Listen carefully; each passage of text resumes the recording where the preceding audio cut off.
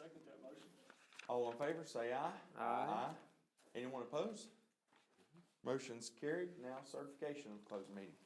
Motion to approve the certification of closed meeting conducted on this date, March 10th, 2022, as follows. Whereas the Blaine County School Board has convened a closed meeting on this date pursuant to the affirmative recorded vote in accordance with the provisions of the Virginia Freedom of Information Act. Whereas Section 2.2-3712D of the Code of Virginia requires a certification by the school board that such closed meeting was conducted in conformity with Virginia law.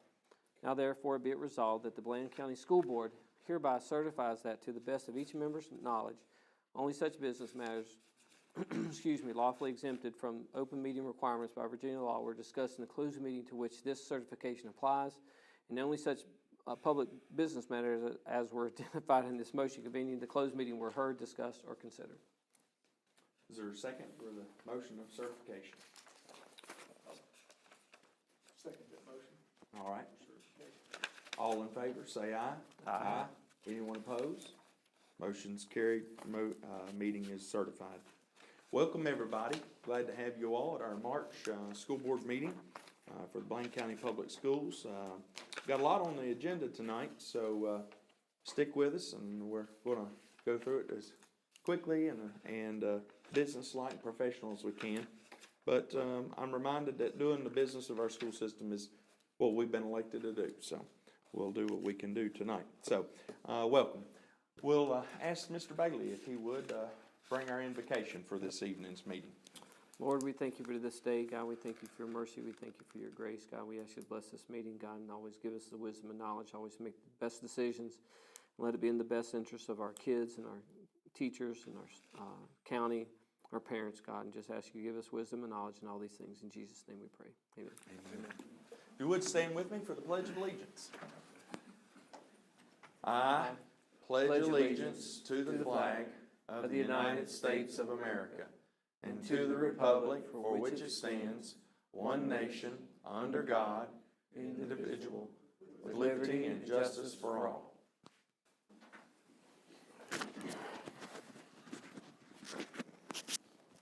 We'll move on now to approving minutes. We've got February the 10th, the 15th, and the 24th. The 10th was a regular meeting. The 15th and the 24th were two special meetings that were held by the school board.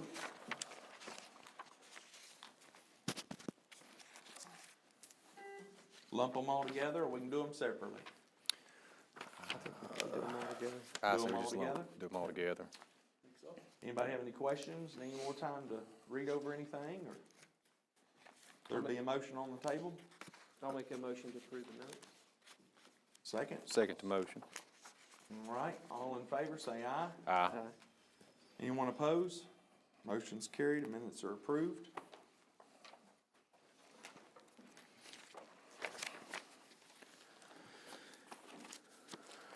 We'll now go over the attendance report for the month of February. Before us, we had a total of 711 students enrolled in Blaine County Public Schools. Looking at our attendance trend, I believe that number stayed fairly steady, about the same. Is that correct? We gained a couple, looks like. Yeah, we actually gained 4, yeah. Yep.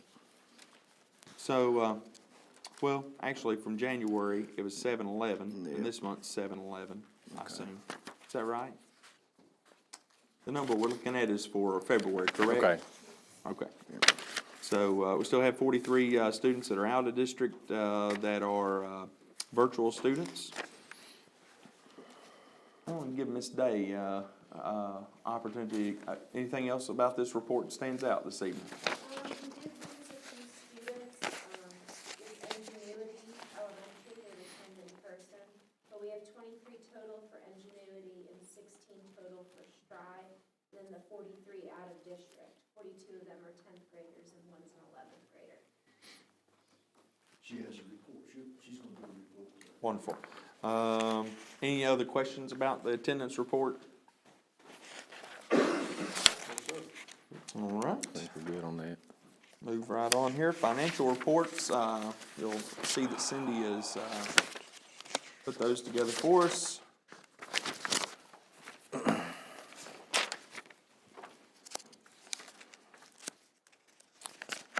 Right now, the expenditure report is that we're at 58.65% of our expenditures, and our incoming revenues are at 75.38%. So we are well ahead. Cindy, what is our budget for fuel? Do you know? If you can put your fingers, here it is, I found it right here, never mind. I did pick the highest month of our fuel expenses and just double it for the remaining 4 months of the year Mhm. in my forecast. Did you find it? I found that like the appropriation is like 65,000, does that sound right? Yeah, vehicle fuels is 65,000. At this moment, we've spent 40. So we've got 24. We got 24,000, some change left. We're at Yeah. 63%. Yeah, In the forecast.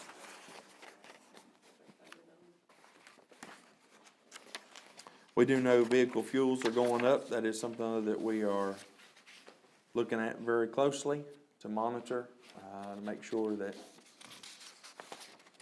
how we're gonna react to this moment in time. I estimated $12,000 each month for the remaining month. say that again, I'm sorry, I couldn't. I estimated, like I said, I doubled it, I just estimated $12,000 in my forecast for the remaining For the- month. Okay, Fuel costs, whereas like our highest months have been around 6,000 to 7,000. That's a That's a number. the current price for fuel. no, she just estimated what we highest spent month. for each month and It took, doubles like what we've been, yeah, you know. because that's basically what the fuel's done, so, yeah, that's not good, so. We've got 20, and you're estimating like 12,000 per month, right? I did, yes. Okay. Board members, you have any other questions? Okay, moving right along.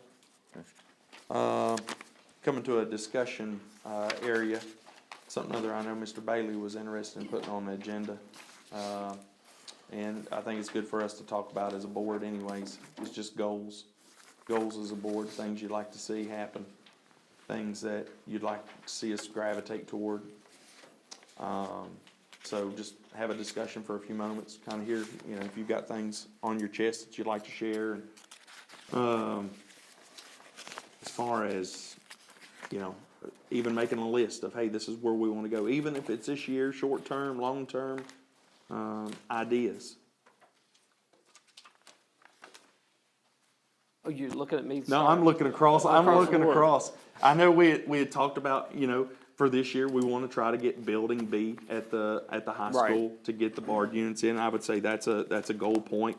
You know, we want to, Yeah. and obviously, everybody knows that there's a lot of different, stringent conditions that factor that. Right, And so- we're gonna talk about some of that tonight, Yeah. but, I know that coming up, you know, we've got a big search to go on with Mr. Mead announcing that he was going to resign. So I know that's going to be the biggest thing on our plate for the next couple of months.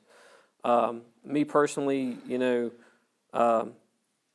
before COVID, we've done serious discussions about building, purchasing land, building, and was trying to head in that direction. I'm not sure, hopefully we'll be talking with the Board of Supervisors before long, and we can pick those discussions back up and really get serious about doing something, because I think our schools need it, our kids deserve it, our teachers deserve it. We deserve, you know, we know the work we've done at the elementary school, but we know, you know, we've got a lot of work that needs to be done at the high school, and hopefully we'll be able to get building B, and it's just basically because of the time frame, the time restrictions that we have. If we find that we can, if someone comes in and says we can meet your time frame, if we can do both buildings as far as the BARD units and electrical, lighting, and anything else, if we can get some help with the Board of Supervisors, it'd be nice to be able to do both buildings and get that done. But we've also got to move past that. We've got to start looking, we need to start looking toward the future again. And hopefully now that hopefully COVID is starting to get behind us just a little bit, and we can actually start focusing on something else, because all we've been able to do for the past 2 years is focus on COVID. So it's we're treading water. yeah, Treading that's water. basically all we've been able to do, so. And, you know, I think the BARD units are great. And I mean, I think they're doing a great job at the elementary school. I know there's things we gotta work out and so forth, and I think they'll be great at the high school, and I wanna see us complete that. But still, even adding those BARD units to those schools is nothing but just a Band-Aid on them to the problems and to the makeup of where they're at. And I think, we've got to have a vision as a board, and that's the reason why I'm glad Dwayne brought this up about putting, goals out there. And as we talk about these things, they're not something that we're going to kick on down the road for a future board to have to deal with. The things that we see that we want to go ahead and, we may not be able to, do something of the major for a year or two, but we can lay the groundwork today to help us in 6, 9 months, 12 months down the road to be in a better shape to be able to do that. I've got 2 years left, before I just have to decide whether I'm going to run again. And I would really like to, if I run again, I want to know that we're actually headed in a good direction. I don't want to leave it, treading water as far as what we're doing heading for the future. And, as long as the county's behind us, I know the people are behind us. We just need to make sure that everybody gets behind us and that we get pointed in the right direction. That's the big thing, so. Another thing I was thinking about, and I'll bring to your attention tonight, is I want our kids to be safe while they're on school property. Yep. And that covers a lot of different ground. I mean, a lot of things you could talk about there, but safe from the evils, if you will, of this world, and that seem like they are targeting our children every day. Everything from being on a school bus to being in the classroom or wherever they might, eating lunch or wherever that might be. But I think we need to make it a point to make student safety a goal of our board to, and I think there's things that we can do about it. And I don't think it costs a lot of money. I think there's things that do cost money, but student safety would definitely be a priority. Yeah, and I think so, and that's good because the fact that, we've had to focus so much on COVID the past couple of years. And I know when Mr. Mead came on the board, he brought some really great ideas for student safety from working with Giles County and everything that happened with Virginia Tech and the access he had to some of the plans and things. And I think, I'm not going to say that those may have been laid aside, but we've had to focus so much on COVID that I don't want us to miss the point now, that we need to really get back to, when you start forgetting things and you start leaving things, things get left in the past and it begins to pick up dust. It's, to dust those things off and worry about student safety, teacher safety, making sure our teachers are trained, new teachers are trained and know what to happen in case of active shooters and things. We really need to pick that back up and make sure that's at the forefront. And like I said, I know it's happening, but I know, again, that we've had to focus. So our focus has been so COVID related, and it's been the company I work for, we're finding that out. We focused so much on COVID in the past. Now now we need to pick back up and go forward, and that's the same thing with us, I think. So When you're talking about safety, what are a few kind of things you're thinking of, just so we're Yeah, absolutely. So we had our transportation meeting here week or so ago, and there's a couple things I'll bring out of that whenever we start talking about our budget and so forth. But one of those things, we come to find out, we've got a lot of folks that are driving past our school buses when the stop sign's out. And sometimes our bus drivers, they do a great job getting our kids to and from school, and I can't say thanks enough to them. But, we want to give them tools so that we can keep our kids safe in our community by equipping those buses with cameras that, in essence, while that sign is out, anyone that rides by that bus when the lights are lit up red, the stop sign is out, we want to turn their name over for full prosecution to the sheriff. Yeah, our SRO, he can And handle that. SRO, I had a talk with the sheriff the other week, and he said, "I'm 100% behind you. You give us the information, we will make sure that they are taken to court and dealt with appropriately." And I know Mike had looked up the cost on that. It was under $10,000, I believe it was. To equip all of our buses with, we already have the digital equipment to record and so forth, so it's just basically adding the hardware.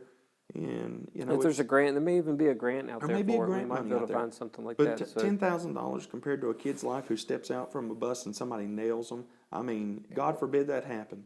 But I want to do everything I can to keep our kids safe, and we need to let the public know it is against the law to pass a school bus while the lights are flashing red. Matter of fact, flashing at all, I believe. Just red, okay. But, so, you know, student safety was a part of what I was thinking about there, but also it piggybacks on everything what you said. No.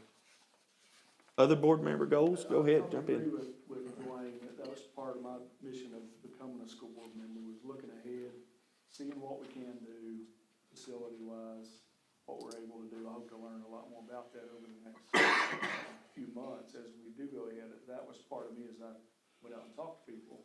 But I do want also, I think we've addressed the facilities, and here in the teacher meetings, that was brought up over and over again. The quality of the maintenance that we've had in the past has been lackluster at best.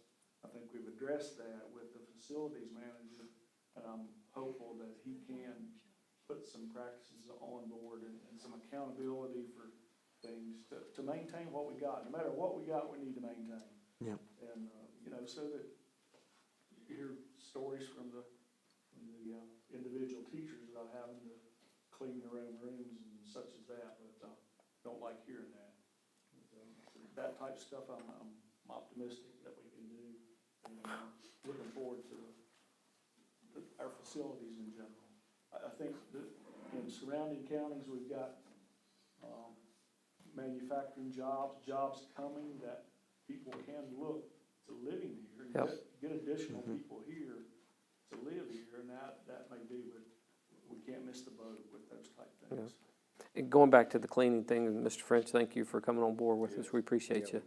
I said it in the meeting at the elementary school, and I'll say it here in front of if the cleaning is not satisfactory, I don't have a problem with us bringing somebody in from outsourced to do it, and we'll deduct from bills. I don't have a problem with that.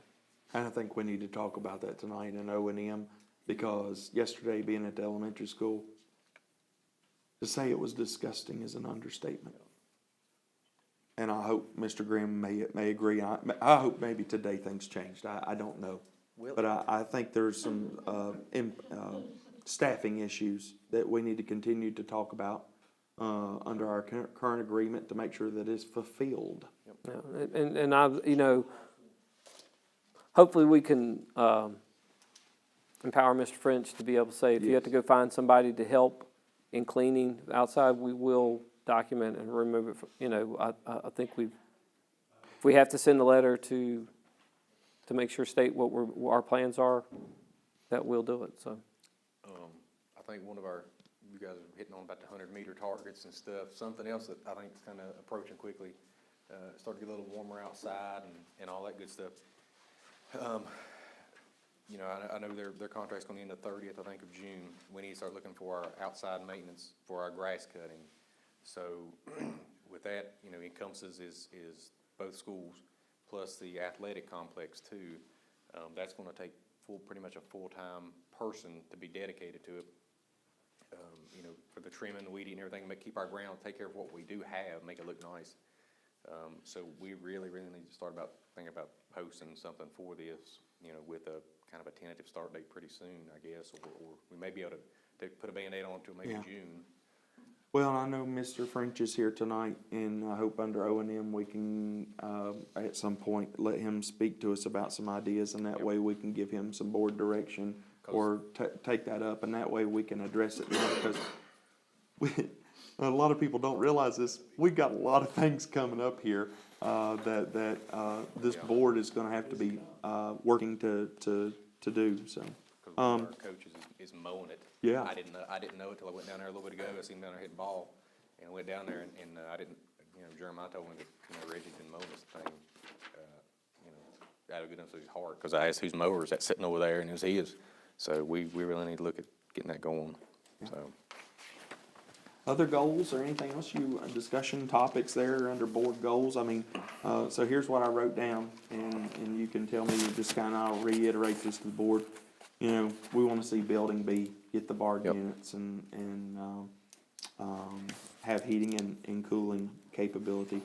We want to, start our superintendent search and find a very successful candidate that will do a great job bringing vision and capability to leading Blaine County Public Schools. We want to map out our future facility plans for the future, years from now. We want to make sure we prioritize student and staff safety. We'd include both of them. And then the last one I had was ensure quality maintenance and groundskeeping. And clean, maintenance, cleaning. Okay, yeah, we put custodial. Yeah.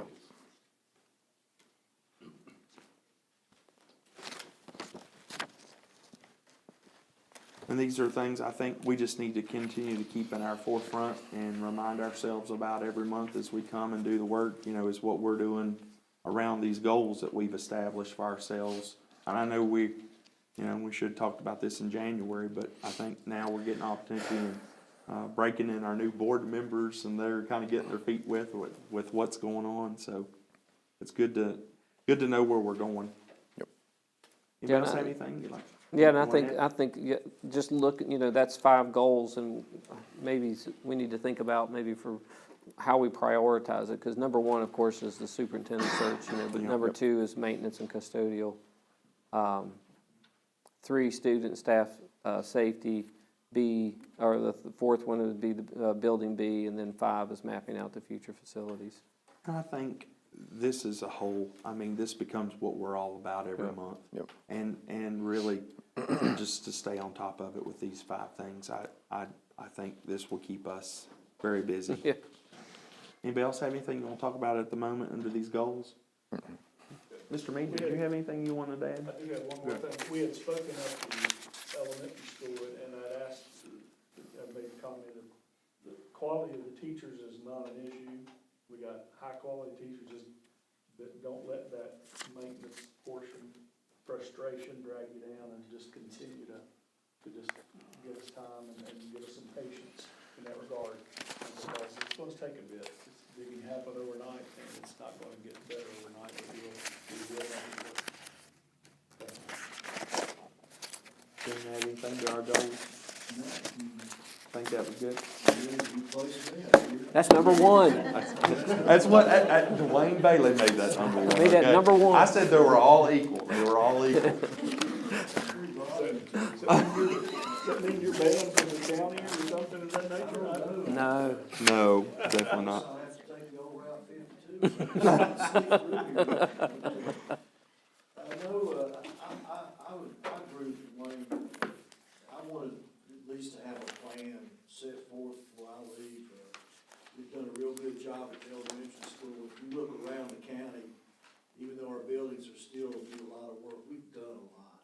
And since I've been here, we've done so much to parking lots and roofs and just different parts that we can afford. We don't generate money as a school system. That's a misnomer. We don't generate. We have to rely on the state. We have to rely on our local government, and they've been very generous to us. Our local government has. Yep. And we hit a home run with some of the ESSER money that came in. It allows us to do some of these projects. So I think we need to sit down and get the ball rolling. So we have a plan. So when I leave, the person come in behind me has a plan to follow. Yeah. So that I would hope that's what we would do. Yep, very much so. Very much so. Well, with that being said, we'll move on to updates if that's okay with everybody else. Principals, I guess, Mr. Graham, You're you've got the first. floor. One and only. All right. Gifts from, let's see if I get everybody right here. Miss Lambert's class. Oh, wow. Yes. They always get cool stuff in her class. Get from you. Oops. We get charts from you. There we go. All we get is charts from you. Well, you typically, data, man, it's all about the data. Oh, wow. We'd like to have gifts. Oh, she did have one for you. Aw.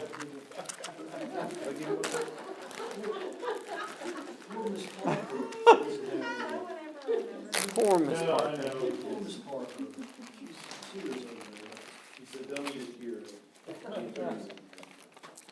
how All right. sweet. I know, so How that- sweet. Isn't that cool? Because it's candy bar? Dear friend, thank you for everything. We are thankful for you. Love, Noah Carson Kirk. Aw, how sweet.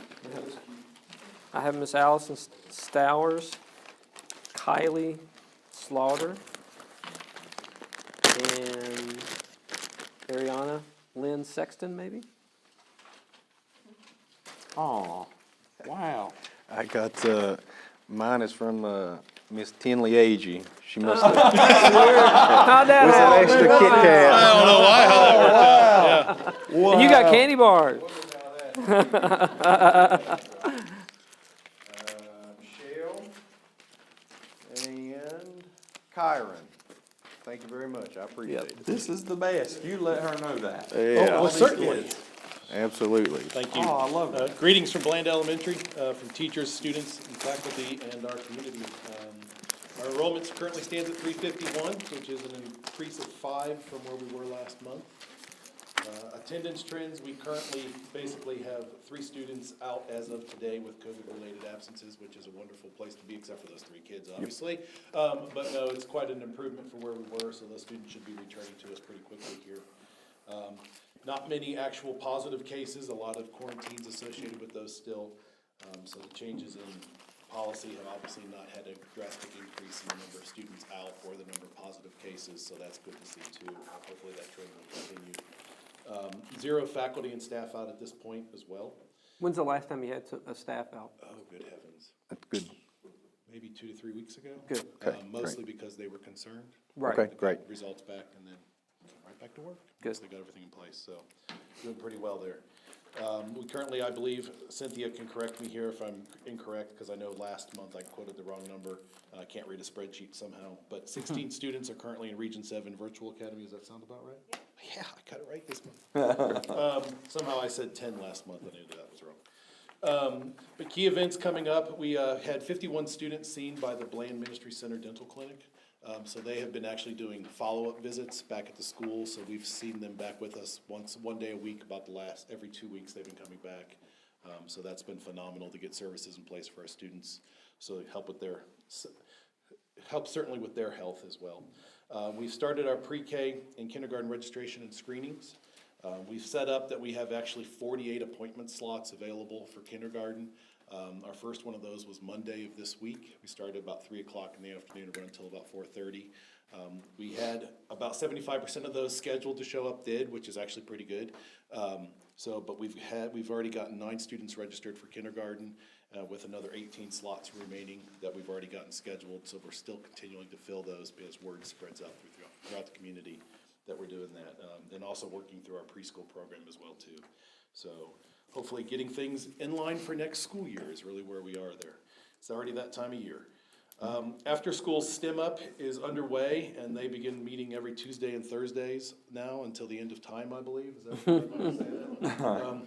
Because they're trying to get all those days back as they possibly can. Once again, Bible Club is up and running, which is wonderful to see. It really makes afternoon dismissals on Tuesdays, Wednesdays, and Thursdays a breeze for us coming out of school day, because almost 90% of the kids, it seems, stay for those programs, which is great to have those. Robotics is still happening on Wednesday, so they're kind of sharing some students there. We're looking at having the Bland County Jams program up and running here, hopefully within the next 3 weeks, I believe, if they can get a pretty good turnout. So that'll add another Monday program for after school. Wow. We're still excited to be able to host that at the elementary school, have the high school students come down to us, which is pretty exciting. So things are returning to normal. That's an awesome thing to say, so. Yep. We're still running our primary health COVID testing up on Wednesdays. We're seeing a drastic decrease in the number of students coming back with positives on those, obviously based on our numbers there as well too. And things coming up, we are actively and still recruiting substitute teachers. I had another person call in yesterday say, how do I sign up to do this? I'm like, well, get out your phone and let me walk you through how to go through that process. I've had people reach out to me as well, so. Do you? Awesome. Yeah. I mean, and simple things like putting it on our sign actually was, because I saw this flashing out in front of the school. Yeah. What do I need to do? And, every little bit helps. Well, I gave out another application today, so. So, I mean, we'll take them. I know folks, I had preferences of what grades I wanted to work with when I was a classroom teacher. Substitutes are gonna be the same way, but if they're just willing to do one grade level, even seventh grade, who's not even mine, that's where my heart used to lie. We'll be happy to take them, so certainly encourage anyone who's interested in doing it to sign up to sub. Let's see, we talked about the quote for doors, rekeying doors, interior and exterior, and I think probably Mr. French will talk more about that piece. We've already set a date for our spring concert because we're being that ambitious and optimistic about things. That is set for Monday, April 25th, and we will actually run through and do all of the grade levels on that evening. And then Mr. Altizer is ecstatic. I've had to sit him down and duct tape him to a chair because he was so excited to have a concert again. It's kind of true. It's a lot of duct tape. And then we are actually underway with planning for end of the year's awards assemblies and quote-unquote graduations for the end of the year to get everything like that back in place. We've got some teachers really eager to do that and it will take a village to get all those things set together and underway. So with our June 10th late date, we may be seeing those coming out in June, but we've got a little bit of time to plan for that stuff. So needs from the boards at this point is that flashing school zone light. But I think French already knows about that one, and there's a bit of a plan in place. One side is usually happy, one side is usually angry, depending if you're going east or west on the road. I think one only comes on at night and the other one only comes on at 2 in the afternoon. It's kind of strange sometimes. And then if it rains, it doesn't work at all. And then the custodial pieces, you saw my nod. Yes, we've named all of our dust bunnies. We're staying optimistic and positive about it, but yeah, they're still there. So, but we've got some phenomenal day people working with us. They've been consistent, and there's a couple of one of them I try to say thank you to him and talk him through it and pep him back up every day because I know he's got a lot on his plate and he's trying to do the best he can, but it's a lot for one person to do consistently. So it's kind of hopefully the kind of people we'll be able to carry through into next year. But, Job interviews. They've got it, they have to weigh their options as well too, so I understand that. Yep. But it's been, it's hard to believe looking at 11 weeks remaining in the school year, basically. A lot of things going on, so. Are kids going back to cafeteria now? We're already in there, yeah. Okay, good. We're already back in the cafeteria. We are still doing our morning and our afternoon entry and dismissal pieces still the same. I'm a little biased there because we've had such great supervision for our students. Why would we want to throw them into a gymnasium and cause chaos at the beginning or end of the day? Yeah. So the teachers probably don't love me for that piece, but if there's just one thing you don't like me for, that's okay, right? Just one. You're on record. You're on record. Just one. But we'll certainly look at adapting those things as we move into next school year, and they're always part of that conversation. And we've already actually talked about, and a lot of people have already come to me about their interests in staffing for next year, positions that they're interested in. Faculty and staff have been really great about coming to me, and I sent out another email today saying, if you've not spoken to me yet, please do so. You're teaching math, lady. Well, at least, no, I don't know. We'll talk. Because 2 + 2 is 3. You'll be fine. So, any other questions? With JDM, you've got coverage during the daytime, but your nighttime crew is? So I have a new nighttime crew, been very consistent with them. We've had some folks who were previously in the nighttime crew who moved on to other positions. We have several students who are headed to state competition. 4-H and FFA competed in the Southwest Stockman's competition in Abington this past weekend. AJ Kopp placed 4th in the overall junior division. Rachel Penley placed 2nd in the overall senior division. Robbie Penley placed 9th overall in senior division. The junior 4-H team placed 5th overall. Forensics competed in the Super Regional Virtual Competition this past weekend and performed well. Congratulations to those students and coaches. Plans moving forward. Security cameras are being installed at the weight room and the softball field areas to better protect our facilities. He wants to thank Mr. French for making this happen so quickly. Concert Music World is sending a quote on replacing the football speakers, and we hope to get those replaced before graduation. Mrs. Hodock and Mrs. Tate are working hard to secure our testing coordinators and SOL schedule for the upcoming SOL test. Students are now fully integrated back into the cafeteria for breakfast and lunches, and that's how we plan on finishing the year. Yes, for board help, senior class voted on the preference for graduation. Seniors voted to have graduation on Friday, June 3rd at 7 p.m. at the football field if the board will approve it.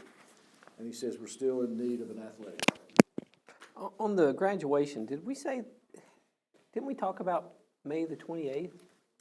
Something, Did we say that? there was something that changed, one of the It was teachers. suggested, Yeah, because it that being was a popular weekend, but that's Like- 2 weeks out out from before where the end of the day. end of the Yeah. school I think year. it's So pushing a little bit. We've normally graduated them a week early, but Not not 2 2 weeks weeks. early, Okay. which, Yeah.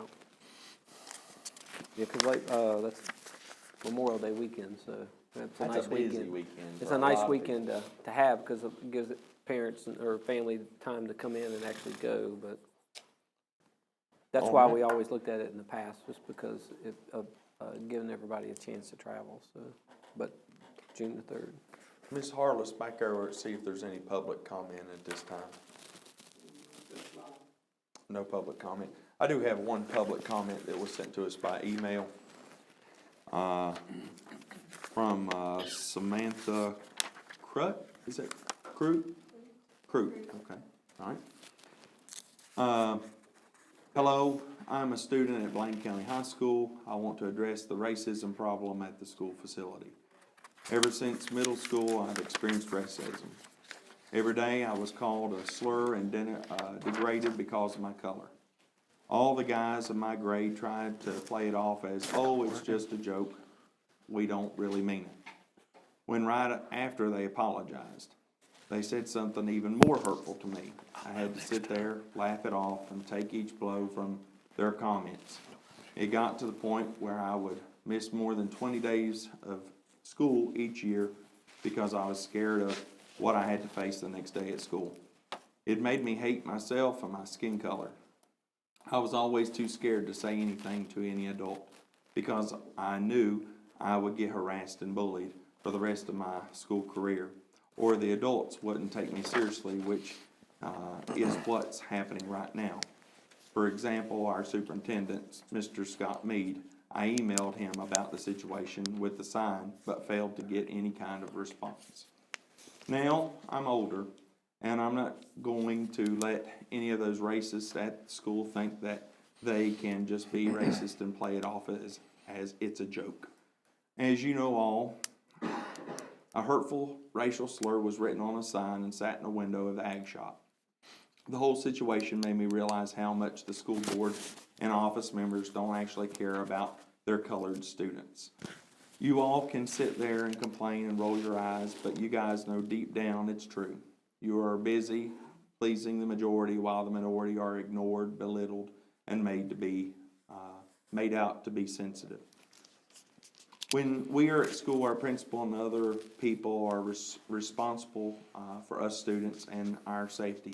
But yet you guys failed at protecting your colored students. Colored people are made fun of every day, and we finally get the courage to stand up for ourselves. And you guys just act like it's not serious when it's very serious. You might think the sign situation was not that big of a deal, but you're probably not black. Put yourselves in our shoes and try to imagine how belittling it is to see something like this while we're at school, our safe place. When what's even more aggravating is that people are insulting Charlotte Brown for simply standing up for her son, who also experiences racism. If anything, she's just being a good parent who wants her son to be respected and feel safe at school and have a good education. But since this disgusting situation happened, everybody at school is mad that Blaine County is finally getting called out for how racist some of the people here can be. If you're an 11th or 12th grade student who is mad about Ms. Brown's statement in the article saying the majority of racism is coming from upperclassmen, then you were probably the ones who were spewing out racial slurs. And if you're a parent who's mad about your child getting called out, your child's not innocent, and you have no idea what all they love to say and do at school. Before I end this letter, I want to address something Dr. Estep said in an article. I do believe the responsible individuals made a terrible mistake and are now fully aware of the ramifications of their actions. It wasn't a terrible mistake, it was pure racism. Stop ignoring the victims and babying the aggressors. I know after my letter gets out or when people find out who I am that I'm probably going to be talked about and called a bad person because of my words, are probably going to get twisted. But I'm using my right as a U.S. citizen to speak my mind and try to help other colored people who go through what I do at that horrible school. It's 2022, not the 1950s. Do better. Thank you for your time. Would you like to address that, Andy? I want to say just a little bit about it. And I know that people saw what's been printed in the newspaper, and you've heard probably this, that, and the other. And be honest with you, I'm not going to speak about the situation, that incident. But I am going to speak about we as a school board. And I think I can speak about it as a parent. We care about every student that walks in that door. We care about every student that walks in the door. We don't want anyone to feel belittled, mistreated, bullied, things said about them that they feel uncomfortable about. I have a lot of children that are going to be coming in the school system, and I am starting my share of talking to my kids about what is acceptable to say and to do.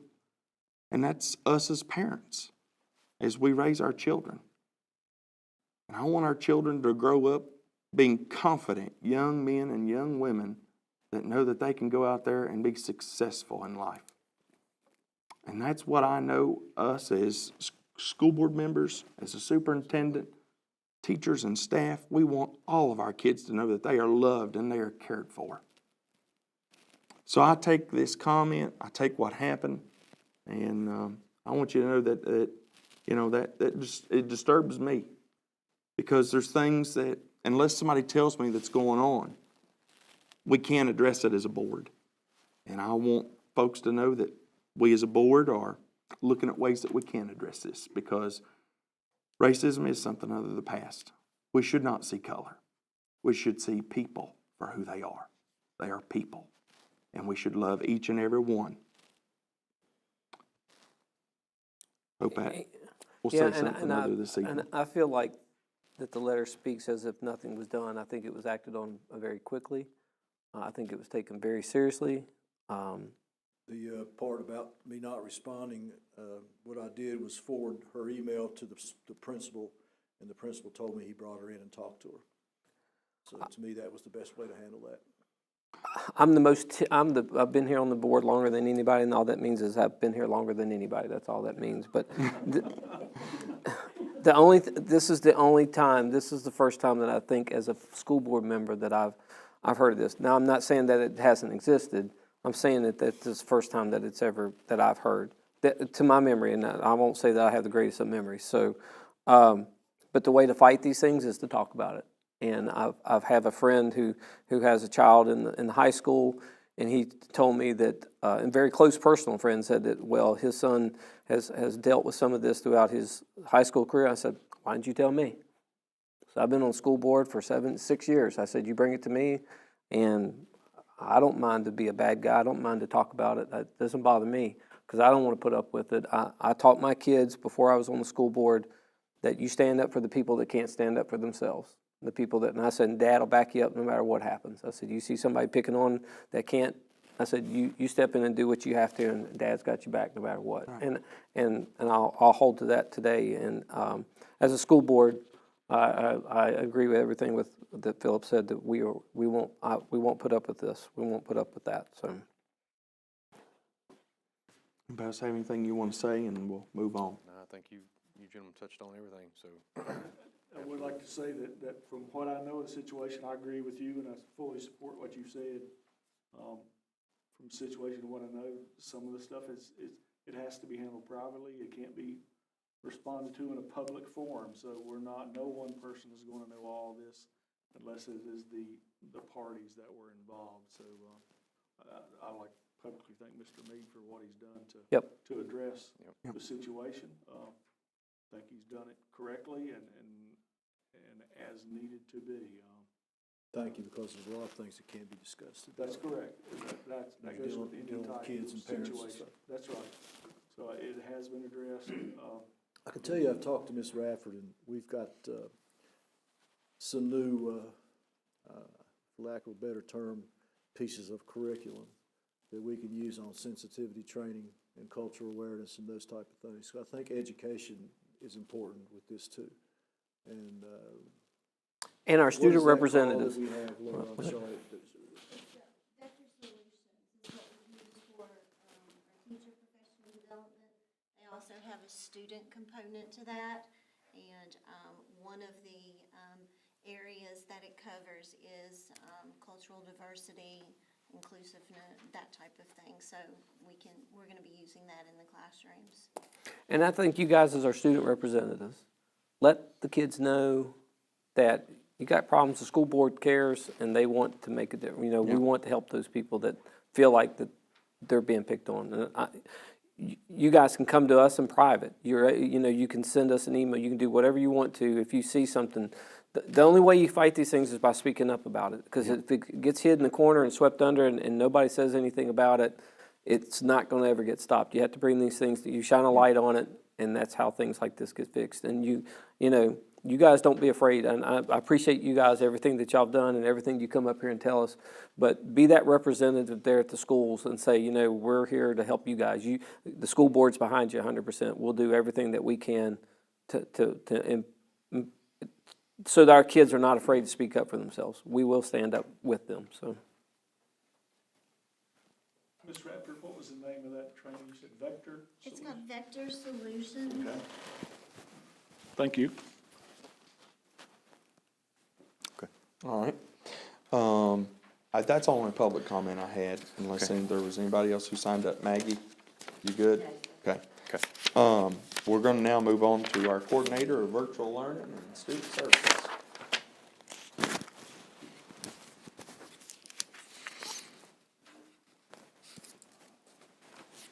Good evening, everyone. Hello. So just again, an update on the numbers. For Ingenuity, we have 23 students total. 15 of those are elementary students and 8 are high school students. And for Stride, we have 16 students total. 1 is in elementary and 15 are in high school. Our Stride out-of-district students, we have 43 total. 42 are 10th graders and 1 is an 11th grader. In front of you this evening, I placed our enrollment criteria and eligibility requirements for the 22 to 23 school year because that is something that we are looking at. And then I also placed in front of you a cross comparison between Ingenuity, Stride, and Virtual Virginia, and it just explains some of the similarities and differences between the 3 programs. The one thing I wanted to bring up this evening is our out-of-district Stride students. We did have a meeting with Stride. We are allowed to take up to 150 of their out-of-district students for the next school year. It's hard to give you information, unfortunately, because we don't know yet how it's going to impact things such as our assessment, our SOL scores. And we also don't know the exact funding amount that we're receiving from those out-of-district students. The funding will not be coming in until April, May, and June. It'll be split over those 3 months. This year, we took 50 students, and as you can see, that number did drop down to 43. One thing I would suggest is possibly considering taking 75. I wouldn't take any more than 100. And depending on how the funding is and also how it affects our SOL assessment, we can then decide to take on more students during the summer after we get all that information gathered. So you think we will at least be able to handle 75 to 100 possibly next year? You think We they'll be can even- available? We can even handle the 150. Right, It's but- just that we don't have all the information gathered yet to know how it's going to affect the county. Yeah. Now, I see on here electronic devices the school provides, and then Ms. Tate, you'll talk to us about this maybe in a moment. With the way things are going in the world, I mean, I assume that we do, regardless of how many students we decide to take, we will be able to equip them with what they are in need of to complete their coursework. We'll have to, because that's part of the criteria. Well, I'm just saying, is the supply there that we can take these kids? I mean, I assume that we'll find them something other. It's getting there. Yeah. It just, what it is it just takes a while for the stuff to get to us. Yeah. But yeah, it's getting there. Okay. Ms. Day, you talked about, the possibility in the future that, the virtual academy may just choose to do one of these providers or, leave it open for the school system to decide which providers that we decide to use and give the parents choices, because you spoke at length, a couple weeks ago that, in essence, one program has benefits over another, and we need to probably use the same programs that we're using this year, next year, just to give options. I would recommend sticking with Ingenuity and Stride. Ingenuity is actually changing their name to Imagine Learning for next school year, but those are the two I would continue with. Yeah, this is the third time. Okay. Wonder how much it costs every time you go through a name change? You wonder that, you know? A lot of money. There's a lot of money To there. get back to your question, Mr. Buckley, about the out-of-district, we didn't provide them with the device. We're not required to provide them with devices. Okay. Okay. Okay. Okay, gotcha, okay. That helps. I didn't realize that. I thought even out of district students, we still provided them a device. Okay. Okay, that's good to know. And all of our virtual students seem at the moment be doing fairly well with what records and testing that they have completed and so forth? We've been calling them to set up their SOL testing. I've contacted the 8th and 10th graders that need to take their writing SOLs. Some of them have asked to do it individually, just for different reasons, and then others have chose to do it in person at the school with all other students in the computer lab. So we're accommodating wherever we can. How does the students that are out of district, how do they take an SOL test? Stride is actually the one that takes care of that. Even if, like, for instance, in county, if we have a student who is getting behind on their pacing, Ms. Kazemi and myself will contact those students and work with them and their families. And we have different tiers of interventions that we imply for those students. Stride has the same thing for their out of district. So Stride has individuals that they employ that take care of those different interventions and making sure that those students are staying on target. And that can be the reason why the 50 went down to 43. Some of them may chose to go back into person, and others may have been required to return in person because they couldn't keep up with the pacing.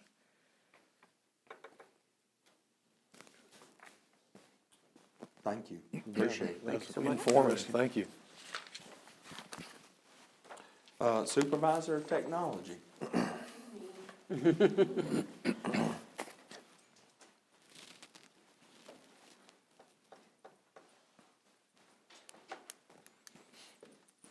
I did want to piggyback off of what Cynthia was saying. Your out-of-district students, they will be testing with the SOLs, and I have 2 testing coordinators that I'm working with.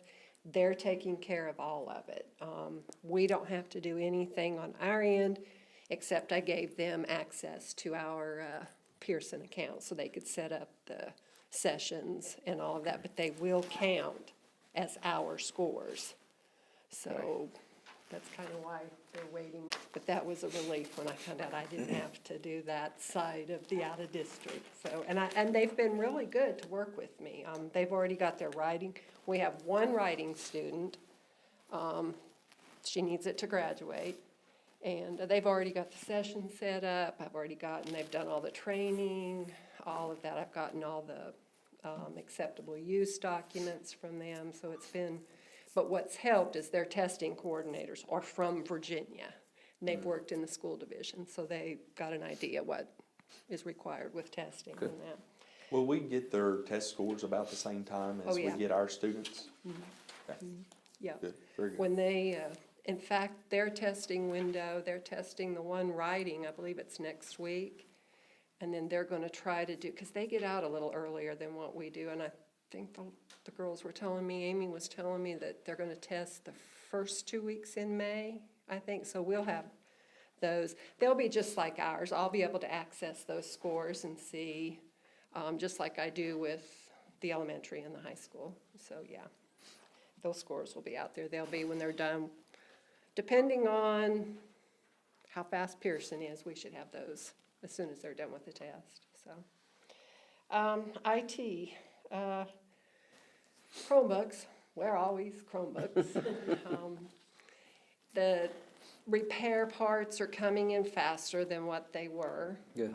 Which is good. There for a while, we were holding them for about 2 to 3 weeks before we had screens or keyboards. But it's taken a little less than a week now to get those parts in. We're fixing, well, Mike and Jonathan are probably repairing 4 or 5 Chromebooks a day. Something on them is screens, screws falling out, keys popping off. We try to tell the high school students, don't put them in your book bag because the books and stuff are bouncing. But they're kids, so we just get them and repair them and hand them back. So, and they'll let us know if we're taking too long. Say, well, the loaner doesn't work as well as mine does. And well, give us time. Right now, it's parts we're trying to get back. But Jonathan and Mike are great. If they've got the parts, they fix them the day that they get them. So if they get 4 today, they've already fixed them and sent them back out. So if we've got what they need. We're taking a lot of the older ones, because I'm probably going to have to start replacing our current 9th and 10th graders, because they were the first group that got them. How long ago was that? Oh, gosh, Mr. Bailey, when was that? I know. Oh, this is their... You're so Gosh, old. when- I know. I feel like a dinosaur. Yeah, I mean, they'll soon be done. Yeah. In fact, I think it's 2022, the updates stop on those, so we'll probably have, Sixth grade, so. yeah, they were 5th and 6th grade, so Yeah. it's been, and they're in 9th and 10th grade this year. So, What a worthwhile investment, though. yeah. Wow. They've been, knock on wood, they've been, To last that long, that's to pretty. last that long. To know what they go through. We've replaced a few, but, and I will tell you this, some parts on it, it's cheaper to give them a new Chromebook than it is to Yeah. purchase the price to, keyboards and the motherboard in that. It's $130, $150 Yeah, just just for so you get that, a new so. one. I keep them and replace them with another one because I figure there's no sense in putting that in when I only paid $200 for the Chromebook Right. to begin with, so. But Mike and Jonathan keep the IT side of it going for me. I don't know what I did all these years without them. But they're constantly working in that. The calendar committee will meet Monday. I've got several people. But we'll meet Monday. We'll talk about the calendar. We may meet again, but I will have that calendar to you at next month's board meeting for you all to approve. We've got some ideas that we want to put into it, and that I've talked with Laura and Mr. Mead and Mike and Tyler and that, so we're going to try to put some things into the calendar for next week. We got the antenna moved for the internet here. Yay. It is no longer on the water tower. It is out, I better not say, on the softball field. So, Hope but it's it's high. high. Hopefully it's high, yeah. It's high. The issue now I'm working with them is try to get our bandwidth up to where it should be. It's not where it should be. I've been on the phone with Gigabeam and that, and they're trying to get it. I talked to them about adding the football field and the bus garage so that we can, they can have internet access at those two as well. It is better than it was. It's not where it should be All right, what we're paying for. It's for not- what I pay for it, but it is better than Kinda like what at it home. was, right? Oh, yeah. I do a test. I did one today. At one point, it was 25 megabit, and I was like, oh, that's good. And then the next time I did it, and it was like 17. Yeah. But it just, That's still. yes, big it's still improvement. better than what it was. For Lenore and Mr. Mead and Lauren them. Now, for me, I'm out at the schools, and those are pretty fast Yeah. out there, so I sit here and wait on stuff to download.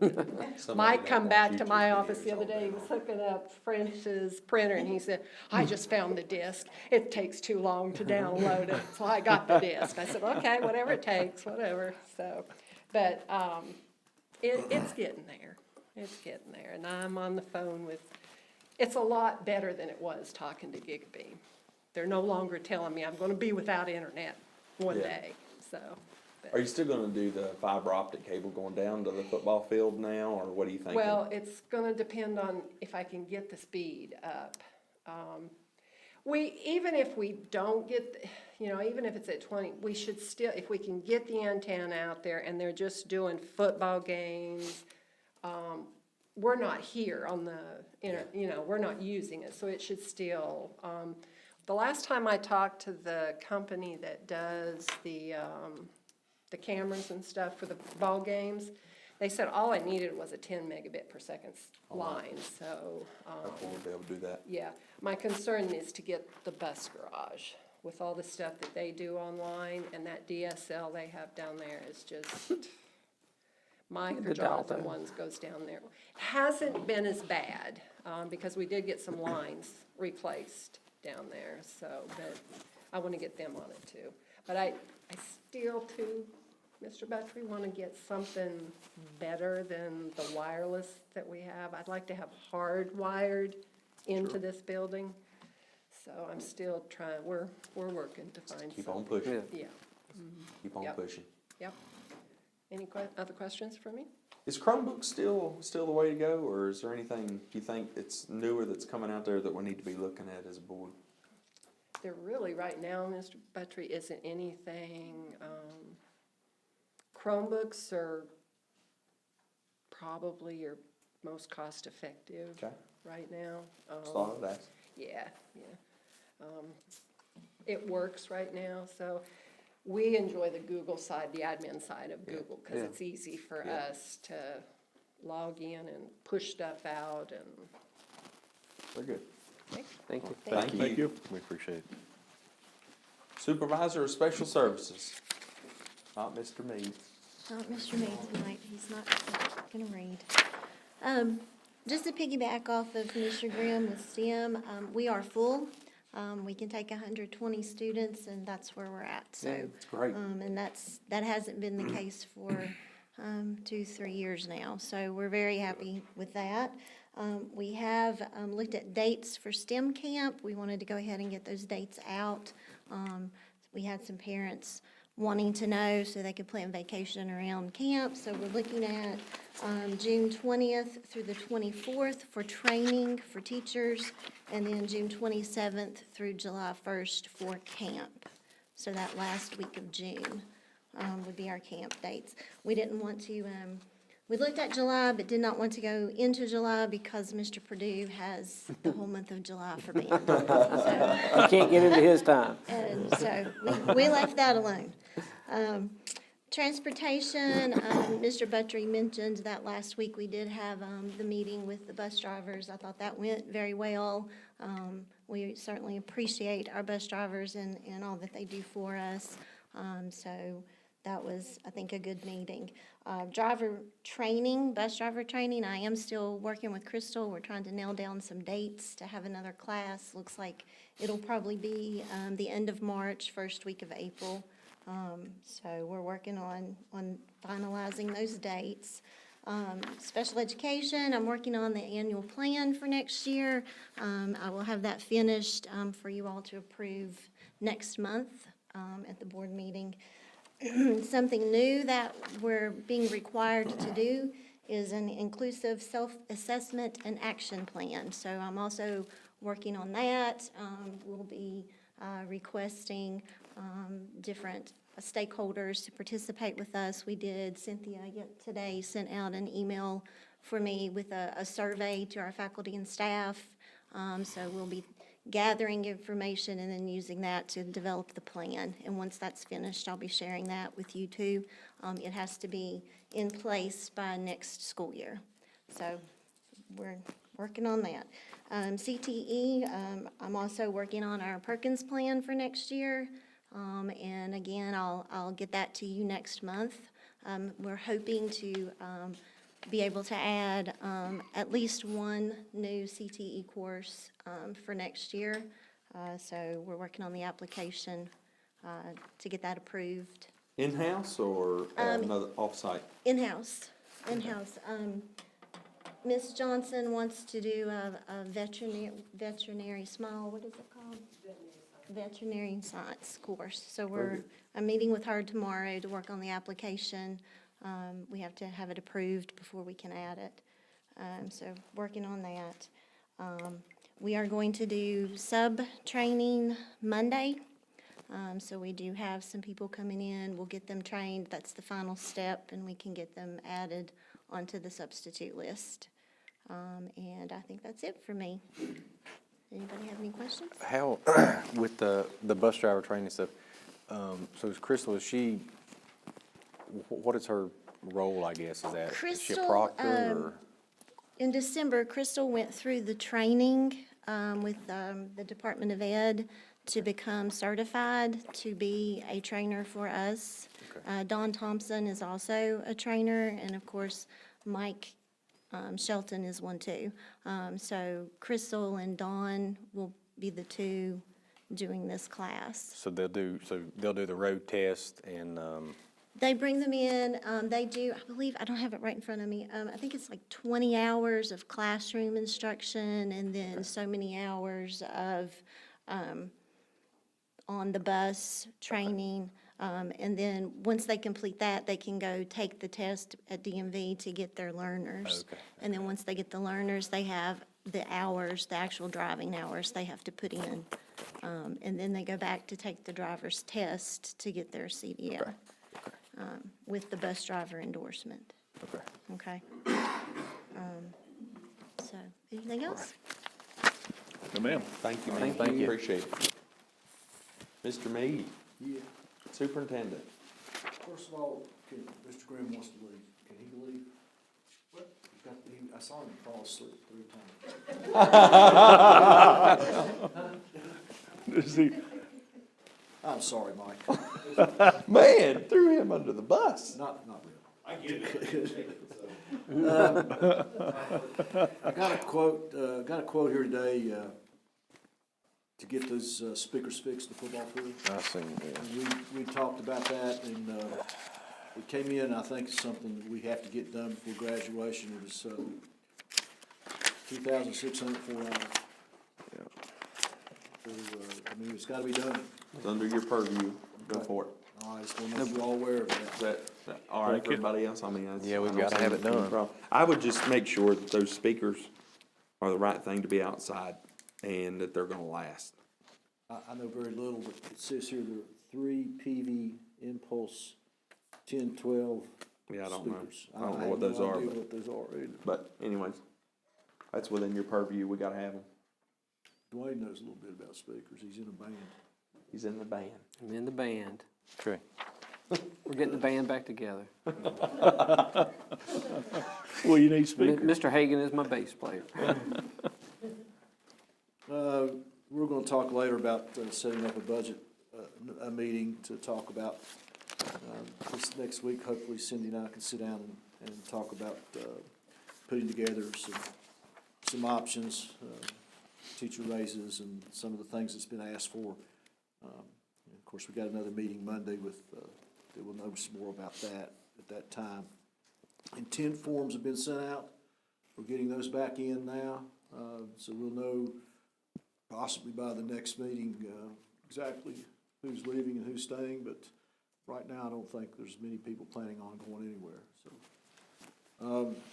The rocket launch is tomorrow at 2:00. Excited about that. Our kids are always excited about it. I know it's gonna be cold, but it'll still be a lot of fun. The fishing day is April 30th for kids to go fishing. And we do that behind the school. So we're bringing your kids out, let them do a little trout fishing. I'm happy that we've agreed to make masks optional on buses. I think that's pretty much close to being back to normal, except for a few odds and ends with COVID and reporting. So I'm happy we're getting back to where we need to be. I would request that you remember after I leave that band comes here in July.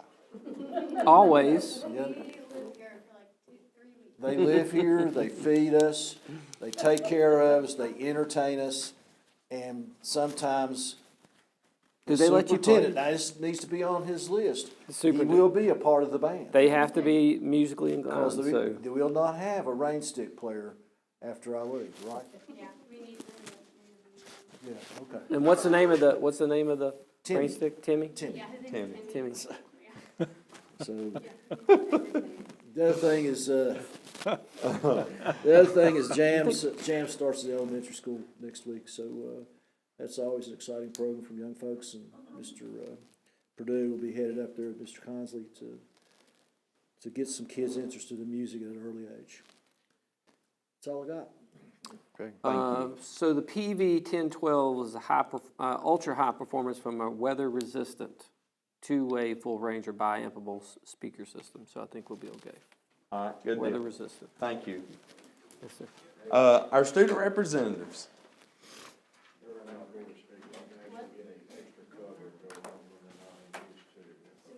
And that may be a good idea. Maybe put them over under a roof. You said you're gonna put a cover over them, or?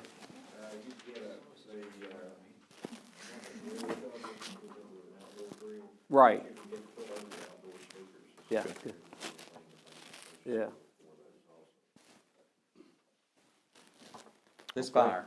All right, so Beta is having a blood drive March 24th. People are welcome and encouraged to come and donate blood. Us Beta students will be helping kind of behind the scenes, getting everybody their food and everything after they've donated blood and making sure that everything runs smoothly. Is it all day long, or I believe so, yes. Okay, I think that's the plan. who do we contact to sign up? Sign up on site. Miscellaneous, yeah. Miss Ellen? Okay. And it's Miss- there, is that the high school? Yes, Okay. it will be in the gym, All I right, think, yeah. good to know. Miss James has started up a book club for the students, because there was one for the teachers. And we had our first meeting today, and we chose our book, so I'm a part of it. I'm super excited. So that's new. Another new club that's sort of started up is a photography club. Mr. Stowers is helping teach that, kind of. Also, first meeting today. We're gonna have 2 club meetings, and then part of the Quill grant that we got for it. We're going to go out a Saturday or 2 and take pictures of historical churches in the county. I think that'll be really fun, enhance our photography skills as well, and have just a lot of fun. So MAC season has also ended. Didn't end up being the best season, but we had lots of fun. I will say that social studies was #1 for our school, and I'm very proud of us for that. I can't remember how many matches we won. It was so many matches, and it was everywhere. Also, thank you for letting us use the school board, or this here, for the MAC matches, because we had some last minute basketball games and all this stuff, so we wanted to make sure that we could really focus, not have to listen to it in the next room over. FFA week was last week or 2 weeks ago, and they visited the Series FFA Museum, From what I can tell, all the students who participated in that really enjoyed it. I know the people who work at the Series Museum were super excited to have students come in, be able to experience the museum. So this doesn't apply to all students, but it applies to some of us. The Linwood Holton Governor's School semester ends tomorrow. Their schedule is a little bit different than ours. So it's tomorrow, so that's exciting. Class registration has started. And I guess that's just gonna continue until next year with the class switches and everything. And then STEM has started up. I know we have a lot of team leaders. I was too late on signing up for leadership positions, but that means that they're all full, so I can't complain about that. And that's all I have. Okay. I'm going to start off with FBLA, which if you don't know what that acronym stands for, it stands for Future Business Leaders of America. Us as a group, we went to the conference to see who has qualified for states, who got the first, second, and third. Now, we do have a small group that qualified, and I'll read off the names.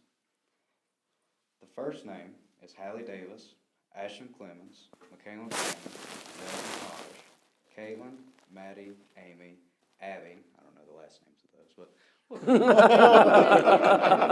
Do you go to school with these kids? my nose is too far in the book. So Oh, okay. Caitlin Harrison, Casey Kruger, and me. What's the last name on the me? Me? Me? Myself and I. Oh. 4-H came today. We had our first meeting. We determined who was our president, vice president, our treasurer, and all that wonderful jazz. I am one of the 4-H presidents for my lunch, and we broke it down into 3 lunches, which we follow by. So I'm the second period lunch, or the second lunch, president. Second period. Beta has recently just finished up their Beta convention. We had a lot of participants and a lot of submits. So hopefully, fingers crossed, we get a lot of plaques. A little something on sports. Baseball went to Princeton today for their scrimmage. So I'm hoping that went well for them, and they played really hard. And weightlifting, it's going very well. Monday through Wednesday, Thursdays are rest day, and then back to Fridays. That schedule will change whenever it's just only us in the weight room and all that goes on. Our coaches are currently, or going to tomorrow, to be at a coaching meeting where they learn different types of drills, different plays, and stuff that can make our football team, the football program, way better. And just to, sum up that little, I don't know what happened at school. I didn't know it was gone that far about that racism issue. I didn't know. I knew about the sign. I mean, everybody does at this point. But I didn't know it got that far. I see everybody as a brother and a sister and a friend to me. I don't see nobody different. I see people the way they are. I base how I treat them off of respect, how I respect them, how they respect me. That's all I base it on. And I just want to say that we were all created under the image of God, and that everyone should love each other, like Mr. Buttrick said. So everyone's a brother and sister to me, and we're all a big family. We just have to act like it. That's all I have to say. Thank you. Thank you, folks. Appreciate Thank you very much. Thank you much for taking your time coming out. Yeah. I'll ask them. All right, school board, Mr. Agee, start the table tonight.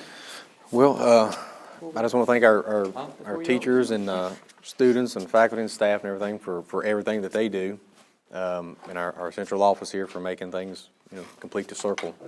So I want to start off by saying that. Secondly, I want to go ahead and congratulate Dr. Mead on his soon-to-be retirement and everything, and wish you the best and wish you well. Thank you for your service to our school system. And I'd like to also congratulate Miss Patty Hankins for 33 years of service to our school system. Ms. Hankins, she taught me physical education when I was in elementary, so she's a great lady and a great person. So I just want to congratulate you two and hope you enjoy after retirement. Mr. Andrews. I'll echo Mr. A.G. Thank you, Mr. Mead, for the short time I've dealt with you. Thank you. You're a upstanding leader of a school system for sure, and we appreciate that. Ms. Hankins, Mr. Hankins, known him a long time, well-deserved retirement for Mr. Hankins previous, but Ms. Hankins now. They didn't teach you, did they? No, I'm too old. I'm too old for that. Me too. Let me go back. I'm sorry, let me interrupt. I need to Yes. go back, I'm sorry. I need to thank also Miss Pam Lambert's first grade class for I better do this, for all of our. Oh, buddy. Yeah, He's I gonna see be in that. trouble. Oh, Lord. But thank you, Miss Lambert and all the students for all of our packets and everything like that. We very much appreciate that. Thank you very much. Okay, now I'll wheel the floor back. Thank you for the teachers. Thank you for the staff. Thank you for everybody that answers my questions. Lenore, appreciate it. I have a lot of them, and I'll have more, I know, but just thank everybody for keeping things going. It is about the kids. It is about the teachers that treat our kids well and teach them, and that's why we're here. And yes, I've got to mention this too, because Mr. River Sutphen, which is my nephew's son, has got one in here, so I better mention River, or I'll have a hard time. But thank you all for that. Thank you for teaching those kids the meaning of giving and thoughtfulness. That's all I have. Thank you, Mr. Butler. Thank you. Mr. Bailey.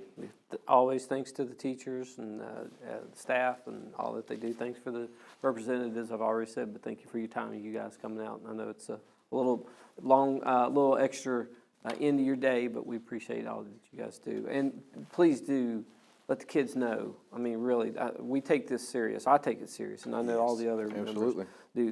They take what happens serious, and I want the kids to feel like that we're here. You know, I go back to say that my friend, and again, I count him as a close personal friend. I count him as he is a voter in my district, and he told me, you know, well, my son's had this and that, and I was like, you never told me.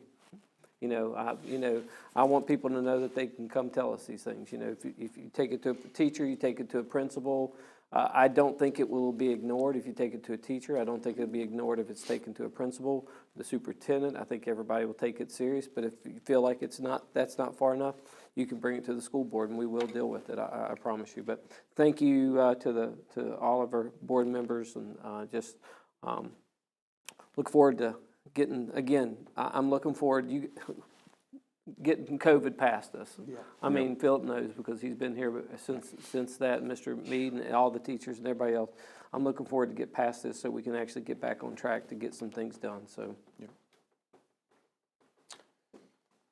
I wanted to ask a quick question. Is there a way we can start getting the school announcements every day?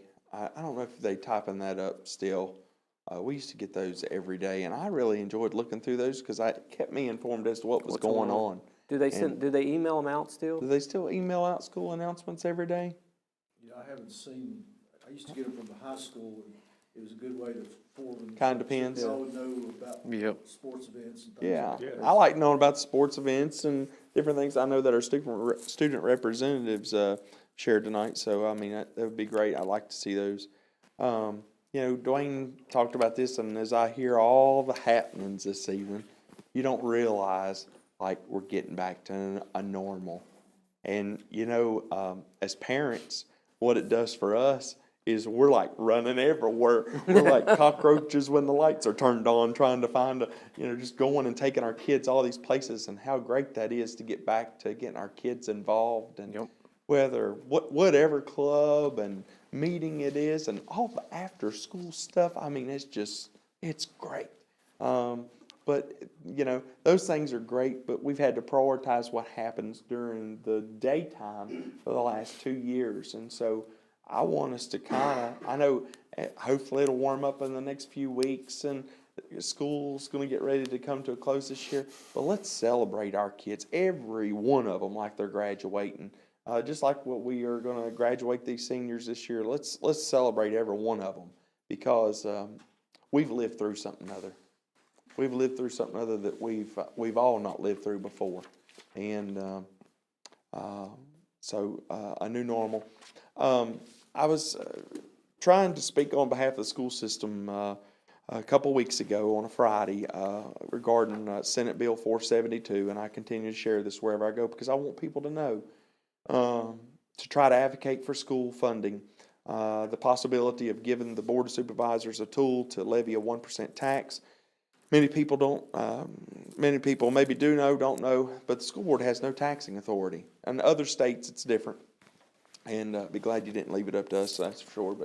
But with that, we wanted to look at supporting this bill because it would give us the opportunity to raise capital for capital projects to renovate our schools. And really short story sweet, I signed up to speak. There was 3 bills, basically all similar. 2 of them were locality specific. They had people there. VSBA spoke endorsing it. Association of Counties endorsing it. And I bring this up, and I don't mean to be political tonight, but I'm just telling you, schools, I think, should continue to be an apolitical subject. I think we need to fund them. We need buildings. We need staff. The state needs to step up and stop gambling with our children's future by giving us lottery money. I think let's make it a big line item and let's write the check and put our money where our mouth is, because I pay taxes just like everybody here.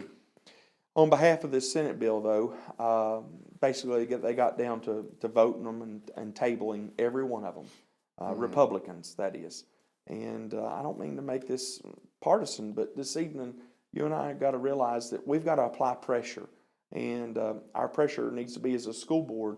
The next time you see your delegate, next time you see your congressman, next time you see your state senator, we need to bring this up because from my understanding in years previous, Republicans carried this and passed it and wanted it, but the opposite side voted it down. And so now it's flip-flopped. And, we can get into that all day long and we'll see what other bills come down the road and what the budget looks like. But in essence, because of time, they didn't even allow us to speak and so forth, and it was crazy. But we have to take these opportunities to exercise our rights, to voice our opinions at whatever level of government that we need to share that urgency about what's going on. And this here was school funding. So, And Mr. Chairman, wasn't this a 1% sales tax? Yeah, 1% sales tax. It's not like No, it's sales tax.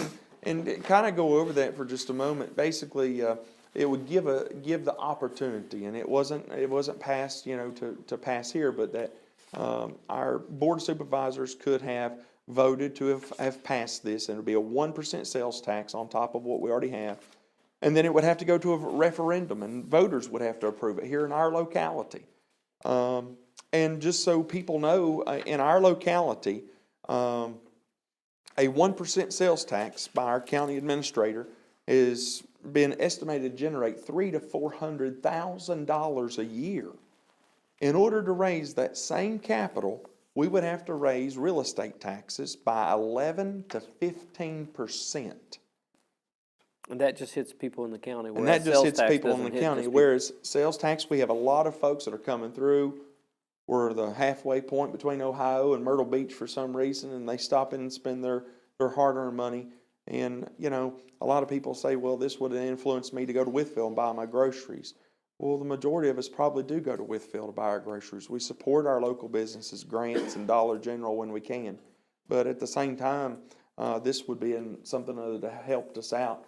And these, there's 3 particular House of Delegate members that I'm going to invite to Blaine County Public Schools. Give them a tour so that they know what they're voting against. Because these folks, it wasn't a tax increase on them. It was something that if we chose it. And I don't see no reason why we shouldn't have. But anyways, just to bring that up. I know we've got more business ahead of us, so I'll end my thoughts there. And also say thank you to Miss Pam Lambert. Oh, yeah, I did too. I'm sorry, Pam. Thank you. Sorry, Pam. I forgot. I'm sorry, Pam. Thank you. The Kit Kat bars speak to my heart. I've already ate them. They're done. Yeah. They're gone. And all the students who sent us these. this means more than a lot of things that I've been given, and, I say thank you. All right, gentlemen, let's get down to, Here we go. the meat and potatoes of, this evening on our action agenda, and that is to approve payments. In front of you, you have the, treasurer's, report and the payment, we got two payments in front of us, I believe. Yep. And you'll notice one of these, has been amended, Cindy has. VSBA Policy Services was listed on here for, $27,000. That was supposed to be $2,700. So we fixed that. Okay. And, are we gonna approve that separately, or you want us to approve that with this? Actually, we're gonna put the new amount for that check line will be $202,639.57. And we're just gonna pay that bill at the end of this month. Okay. So do we need to approve that check with this, or are you gonna wait and do it for next month? Okay, very good then. All right, so we'll take that, that line out of this month for VSBA. Okay. All right, questions, motions? I hereby make the motion to approve the following payments. Are we okay with JDM? Well, yeah, well, let's check this. Mr. French, that's gonna start falling under you. I'm sorry, that's gonna, but I mean, are you comfortable with paying them, or do, I got a report here, he's sent me the list that, Mr. Buttry and I sent them to get approved. All those things were accomplished except for the downspouts at the elementary school. And the door going out to the Yeah, well, courtyard. the door is, he told me is still back order. He can't get the door in. But he can fill it in with something other. okay, but, He wants to put a new door in there. okay. Anyway, the downspouts, he said the problem is the drains are stopped up.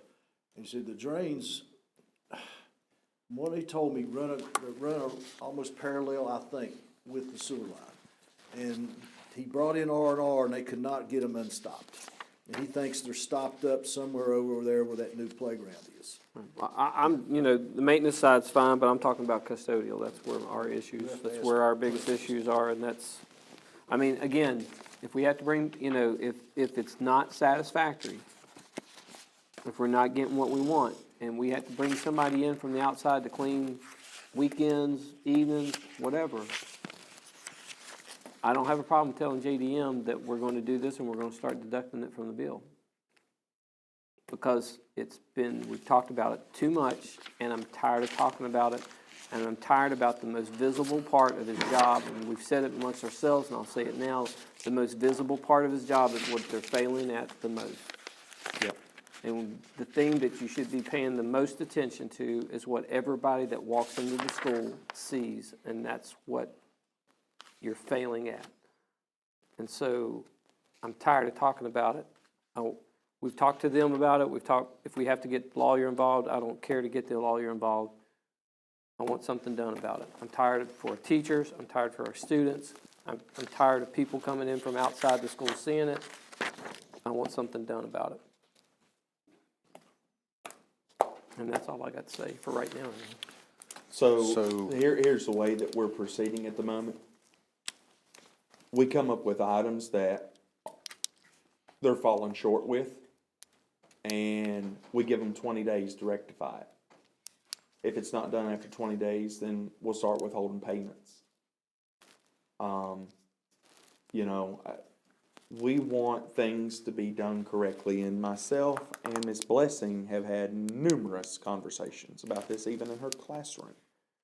But yesterday, as I was at the elementary school, and as I've been at the high school and seen all the gum in urinals and nasty floors around toilets, which are places that need to be cleaned, and especially as we go through a pandemic.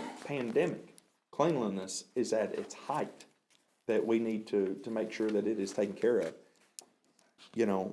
I think we asked Mr. Mead to get a letter together and say, we're gonna bring in another group to do the custodial or cleaning or to make it satisfactory to the school board's needs. and we'll deduct that from your next check if it's not brought up to par within 20 days. I'm fine with that. Mr. Mead? Yeah, I've got some people in mind that would do that. Okay, great. So at this time, we do have a payment in front of us for them. My suggestion would be is that we pay this, we send them the letter, and we go forward from there. And I'm not, you know, I don't feel like I don't want to feel like we're beating on them, because they were heroes when COVID started, when they first took this over. They did a great job. And I know a lot of this may not be their fault. They may not be able to get the help. And I know it's their responsibility to clean the schools. And when we start naming dust bunnies, we got problems. I want Peter Cottontail out of there. So we are gonna go through with that then. My suggestion would be is to pay them the money, send them the letter, and at the next board meeting, if things aren't rectified, I want the name of the vendor. I wanna know when the door was placed on order. I wanna know where is it at? I wanna know where that door's at, where there's a big gaping hole going to the outside courtyard. Thank God it's going into an enclosed area, nobody can get in, but, I mean, this is unbelievable. Anyway, I'll second the motion that you put on there. Okay, we'll do that this month. Okay. Do you mind if RD does a little presentation? He's prepared to do. Yeah, absolutely. Yeah. Can we do that here just a moment after we approve these payments? Yeah. Under O&M? Yeah. I figured that would be him. All right, thank you. All right, so there's been a motion I'll make the motion. Yeah. and a second. Second. All right, all in favor, say aye. Aye. Aye. Anyone opposed? Motion's carried. O&M payments, RD, how about you come, Mr. French, come and, give us your mind, tell us what you saw. I believe you've maybe prepared some things for us.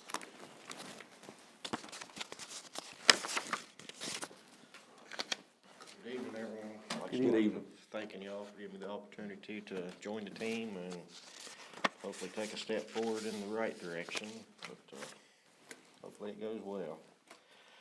I've been visiting each school, familiarizing myself with the facilities and the staff there. I've been writing down a lot of things that I've seen wrong, needs to be done. Every time I go to one of the schools, I always find something new, so there's a pretty significant list. Start off the generators. I think we're still waiting on the quotes on We them are. to come in on I have replacement not for heard anything those. else. I forwarded that information to him, to our Okay. representative. I have not heard back from them. I'll follow up with them though. All right. The rekeying of the locks of the elementary school, we had one quote on that, and I have contacted everyone within probably 120-mile radius, and they are the only company that wants to fool with that. Majority of it is the size of the project or the distance that they have to come to do the project. So, like I say, the one Mr. Mead has is the only one that we can get on that. Is that something other that you need board approval for, or is it something other within your purview? I have to look at cost on It's that. 9,500, I believe is what it was. It would have to be board approved. Okay. Board units, the people with the board units is sending a quote any day now for the filters for our units. The elementary school, filters from their barred units from when they was put in, they probably should have been changed about 6 months ago. Those filters had not been changed yet. I've actually got online and registered on some classes through the barge units on the maintenance, upkeep, installation, stuff like that. So I've been going through some of those, getting those done. The correctional center actually started back with us Monday. They finally come off of quarantine, thank gosh. Amen. They're making some good progress right now. I'd like to thank Warden Yance, Lieutenant Nunley, Sergeant Barton for helping making it happen, getting them back out here. They've actually started painting on the ceilings down there now. The home bathrooms and the home locker room, and the guest locker room is what I'm trying to get them to focus on the most right now before the first soccer game starts. So, see, the transition with JDM, I've been, talking with Mr. Melvin. Everything seems to be going pretty smooth as far as transition-wise right now. There's several projects and things that needs to be done with our schools. I'll pass these out to you.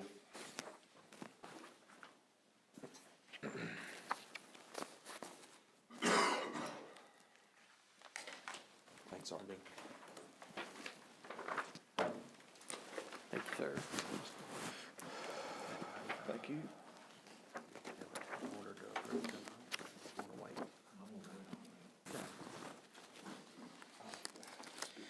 You can look down through this list of things. Some of these things were mentioned tonight by some of the other staff. Your elementary school, replacement to the carpet in the kindergarten rooms with a tile-style carpet. The new LED lighting in the hallways. The lighting, you can go different routes with that as before. You was looking at replacing the whole fixtures and stuff. If you go with a type B LED bulb, you keep the existing fixtures that you have. You just cut out the pieces on the inside of it and wire straight through, and you have your lights. You don't have to buy all new fixtures and everything to get your LED lights. I'd like to have put in another handicapped access ramp to the elementary. That way during ball games and stuff, I'm sure it gets kind of rough. Someone watching the office all the time, letting people in and out. I put some prices there. The majority of these prices is for materials only, but that's not counting, the labor and stuff on those. The robotics program would like to be in the bottom of the pre-K building. I do have a quote coming in on a remodel for that, for the bathroom and stuff, so we can get them moved into there. Who are you having quote that? There's a company that come out of Princeton to come over, Taylor's Construction. They come over and they're going to give me a quote on it, depending on their price of the quote, and I'll get 2 more quotes after that to see what we got on it. The FFA building, the rooms in it, I guess we need to decide what we're going to do, whether they're going to continue with the dental program or, what steps we need to take with that. I know Mr. Meads said there's a few other issues that come up with that also. Your road signs, we can try to replace the controllers on those signs first to see if we can get them going. If not, the prices you see here is if we have to do total replacement or anything on those. Is that per sign, or is that for both signs together? That is both signs together. That is total for both. The second price there, the 44, that is if you want to add the speed radar sign. What that is, it's a sign that displays the speed of the driver coming through. If they're speeding, it strobe lights them, telling them to slow down if they're actually going too fast, so. That one we have now, I guess that company's still in operation, if we want to go that route? What's that now? Placing the modular in it? Yeah, it's got the modules in it. What kind of money you talking about, just the module or For the total price to replace all of them, you're looking at a little over 12. So. But just the module? The modules, if we can get the modules replaced, you're probably looking at about 400 each, so. And I was thinking about this, and I don't know, Miss Radford could possibly help us look in to see if there's any grant money for this kind of stuff. Also, I don't know, what does VDOT say? They just got us the power to there, and the signs is our responsibility. Every place I've gone, I've hit a stop sign. County, VDOT. Okay. We need to talk to Kevin also. Yeah, if we could. I think those are needed. the newer ones? Well, Or- get them working, and if we can't get them working, then I'd try to get them working first. Yeah. Get the $400 route first. Now, the new ones, the actual sign with the speed limit has flashing strobe lights in it also. So your double beacon lights, when they're flashing, you've got LED lights around your speed limit sign. It's actually flashing also, so. On your high school, middle school, your lighting upgrade for the gym, Melbourne Enterprises is taking care of that. I think they got the lights ordered. That's what they quoted us before was the wrong quote. They got the elementary school mixed up with the high school, so the price here, I believe, is the new quote. Looking at the barred units for B building ag shop. They did go in and repair that one light. Right, I was gonna ask Yes. about that. Triangle. So Right. That's been repaired, but he called me and said that Sharon had mixed up that the bid they gave us was for the elementary lights, and this is the actual money it's gonna cost us to replace those lights in high school, 7,100, 7,500. 75. So this is the correct amount, 7,500 then? Yeah, so y'all told Oh, me I'm to sorry, go ahead looking last at time, Yeah. put the lights in, 'cause Right. it was less than 5, but now it's not less than 5, so it would have to be board approved to replace all those lights now. But the one that's in question, that was dangling up there, is being fixed. You know, if your place in Princeton wants to look at that, if you have somebody else that wants to quote it as well. Yeah, I can get somebody else in and look at that. I think that'd be the thing to do. Yeah. I mean, let's see if we can get it under 5. That's, if they could sharpen their pencil a little bit on Is that 75, that's material and labor and all? Is that Yes. I think the lights itself are like, what, 177, something like that? Yeah, 177 and some odd change on per light on that. What so. kind of lights were these, Arnie? They're the a square type LED light. I could not get the name off of them. I'm still going to try to get the paperwork off of them to see exactly I what think- they are. Whoever else you get to quote them, tell them what, tell them, we need to know that. Yeah. We'd like to have what's in some of these other gymnasiums, but I don't know what the cost on those lights, those units are that shine the light up and then have reflectors that shine it back down. The majority of those are called a UFO style light because of the shape of them. They usually run, some of them, it depends on what size you need, are kind of equivalent in price. You're usually looking at about $220 a piece, somewhere around in there for a gymnasium on those. So. Something to look at. Barge units, we got quotes back on it. I sent Mr. Buttry a copy of that. Your Is hallway. that pretty good? Are they pretty sure that they can get the work done in time for school next year on that? They said you're looking at a 20 to 22 week before we can even get the units. Oh, If we order them now, it'll be Noticed almost that too. And that's if we order them yesterday. But So, we need, they also told us, because I asked Ms. Cox, have they ever done them when school's in session? And she said that they've done them, like, start work at 4 o'clock, or. yeah, And I think, the teachers out there will work with us to move around. let's get before we price on all these of units them. put in. They gave us a quote. for A2. Yeah.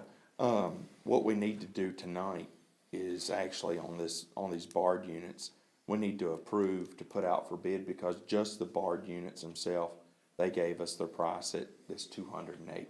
So, be honest with you, we need to put that out for bid, just see if there's anyone else. They're factory direct, if somebody else wants to come in. But the specifications we're gonna give them are the barred unit, same specs, same everything, and require that, basically the same delivery and so forth, but. Is that the installation too, the 208? No, Is that that's just, the units? that's just the That's just the units, units. and that's 19 and units. the 208 is counting just 2 units in the ag shop area.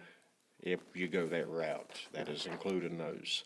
And that's, I think it's 12 or 14,000. If we don't go that route, you can take that off of the 208. And I know that there's several places that they identified that they wanted, necessarily the barred unit really wouldn't work as well. We needed mini splits, where that's where we used a different contractor to do that. So my thoughts at this time, and I guess we'll wait through, let RD finish, but My point on this tonight is we need to put this out for bid, the barred units, Yeah. bid out the electrical work, Yeah. and bid out the mini splits and, the installation of the barred units, as a package. Yeah, and do it all, so- do B and A, you know, let's get a quote for all of it, Yeah. so Yeah, that, it's, just in case we look at the price, I can get you some help on all that. So, You know who we're gonna call? yeah. Okay. okay, let's go. So, that's kind of where I was thinking we would go tonight with that, is go ahead and get those things out for bid so we know where they're at, and, get them going. Yep. RD, please continue on, sorry to Oh, interrupt you you. are fine, you are fine. Your hallway LED light upgrades in the high school, you're looking at about $12.79. That's using type B bulbs. Type B bulbs, as discussed above, you're looking at about $8 to $9 per bulb, to replace a light, compared to $260, $270 per fixture to have to replace the whole fixture. Future of the old band room, the white modular unit. I guess we need to figure out what we're going to do with that, if we're going to put anything in there, if we're going to move it, or what we're going to do with it. New restrooms at the end of the hallway, at the end of the building. Which building, the B? Yeah, this is in the high school itself, on the new addition from, I think they put in a 92 or 93. It's kind of rough on just having one male and one female bathroom in the Right. whole high school. I mean, it's especially on that end. If you have an emergency, you got to run all the way down to the far end of the school to get to a restroom. So, I mean, it's. So you getting a quote on that? I can't get a quote on that. Hallway flooring. The floor in both buildings are very rough shape from neglect. I wouldn't say from completely knowledgeable neglect. I would say it was from lack of knowledge on how to take care of them, from what I've seen. You can do all the high school and B building hallways, material-wise, $7,800. That's just going back with the CVT tiles that's there. A lot of it can be saved if we go that route. The entrances halfway up the halls and the old part of the high school, definitely we need to do something with those, you know, for the aesthetic looks of the property. Ag shop, this is where we was talking before, your cooling units, if you're going to put those in the shop part itself. If you put those in the shop part itself, it's going to be an extra $7,100 to put a ceiling in and insulate the building. But that will cut down on the cost of having to have a third barred unit for it, and cut down the heating and cooling cost also. LED lights in there, remodel of the classroom for aesthetics, paint. The electrical wiring in the shop itself, I've looked at, it needs some attention. There are plug-ins that don't work, switches that do not work, the electrical boxes, pretty rough shape looking in those. I really think something needs to be done with it. It does need a new roof on it. Can get a quote on that. I'd probably go back with a metal roof. And we need a ADA compliant sidewalk to the ag shop building. There is a sidewalk there. It's just square blocks. Everyone's probably seen it. I actually caught my toe on the corner of one the other day and about face planted in front of everybody. But probably need to bring it up to specs on account of the trip hazards, ADA compliance. If someone would go to class there in a wheelchair or something, they have to go out on the main road and come up to the sidewalk. I've got the bus garage on there, a couple things there, a couple things at the school board. The third page is one that I'd really like to push and get everybody on board for.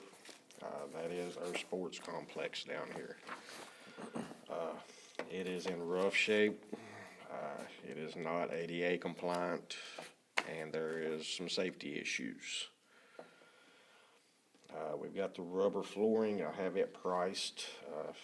It's about $4,600 to $5,000. They would not give me a total price unless I do a complete checkout to include the shipping and stuff on it.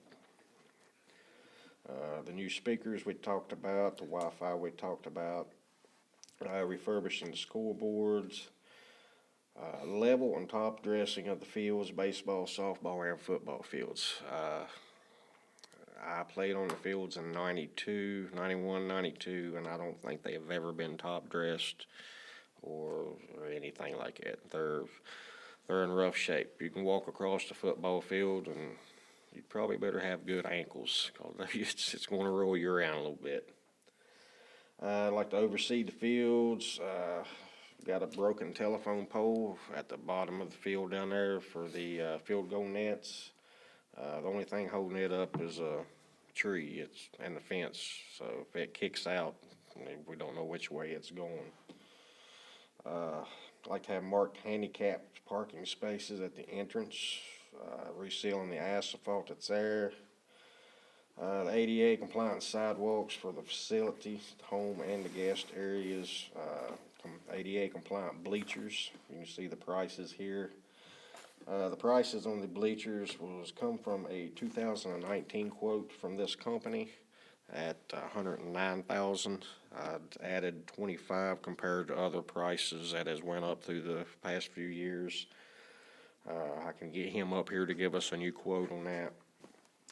Painting the fencing, painting the outside of the concessions in the skybox. The correctional center is going to be doing that for us. Thanks to them again. Painting the fencing, correctional center. And we have to bring the restrooms up to ADA compliant also. There is no handicap stalls in our restrooms. There's one in the men's room. It's a little bit bigger than the other ones, but it's still not ADA compliant.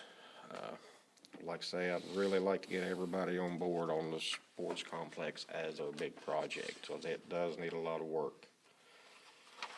The last page is tools for the maintenance, if we're going to provide tools or if we're going to have our new employees provide their own tools. This is a price to cover both schools with tools that it's needed, but it does not count like pressure washer, bigger tools than they need down the road. All those quotes are through Harbor Freight. They're a lot cheaper. You can get a lot more. You got the same warranty as your name brand tools. I use them all the time at the house. The very first page, if you look at the very top line, is the old obsolete inventory hoard in all of the areas. I really think we need to do something with that. Every building I've been into, every room I've been into, has got something stuffed in it. I mean, I've found rooms with filing cabinets in it I know that are older than me, and they're just sitting there. So we've got plenty of room to put stuff if we clear out what we're not using now and what's been there for years. So RD, I would suggest with that kind of stuff, I mean, I know the board's already in a surplus and kind of mood, but as you work with building administrators as well as Mr. Mead, I would develop a list, if there are desks, filing cabinets, so forth, that we can go ahead and surplus. This board is more than willing, let's clear out some space so that we can use this stuff. But if Mike and Dr. Estep find that there are things that we need that are there, not a problem, leave them, but pull out what we don't need and let's get rid of. if we can pull out, figure out what we need and find a central location or something somewhere to put it, where we know where it's at, instead of, well, I remember we had one of those, but it's in one of these buildings around here. It takes you a week to find it, but if we can figure out a central place to put it and, either donate, sell, auction, close bids, something on the rest of it and get it out of our way. I mean, if you hadn't used it in 5 years, probably ain't gonna use it in the next 5 years. I mean, Do we have a set of property books or anything like that, like this stuff is on, that we have to kind of maintain, or is there any kind of accountability of it? Property books, maps, Like- schematics, those kind of things? No, Like you got 52 Inventory. Inventory, we property book was inventory stuff, like, you know, you he's got. thinking over the sheriff's department. Yeah, that or back in the army, you had property. Got all so- the evidence. But, so that's what I was wondering, just, and just have a central location, whether it be at, you know, like the ag shop, they don't use it to elementary or something like that, that'd be his surplus. That's what I was wondering, kind of just free reign to do that, or do we have to check off? I think we do an inventory, but I think it's, I don't have that information in front of me, but I think it depends on what program purchased the item. program Right, purchasing. that's something like and- that's what I'm and- wondering. And how much it's worth too. I mean, if it's something old and decrepit or something like that, you know, do we take it over to Withville to the state surplus, or take it to to junk metal, or have a dumpster, have one of them green, open tops or something like that? That's the only question I have, but I'm all for getting rid of stuff. I love getting rid of stuff. Sounds good. So I guess the first thing, let's deal with what really we need to do here tonight. RD, was there any other thoughts on things on this list?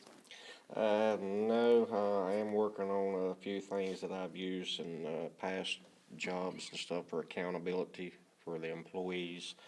I'm just trying to get them all fine-lined to where they'll work where we're at now.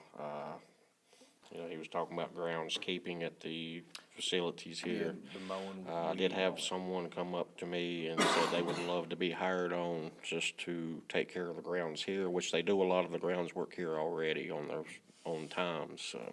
I mean, I think that kind of stuff should be, you know, I think we should put a bid out for mowing, snow, you know, snowing and or, snowing.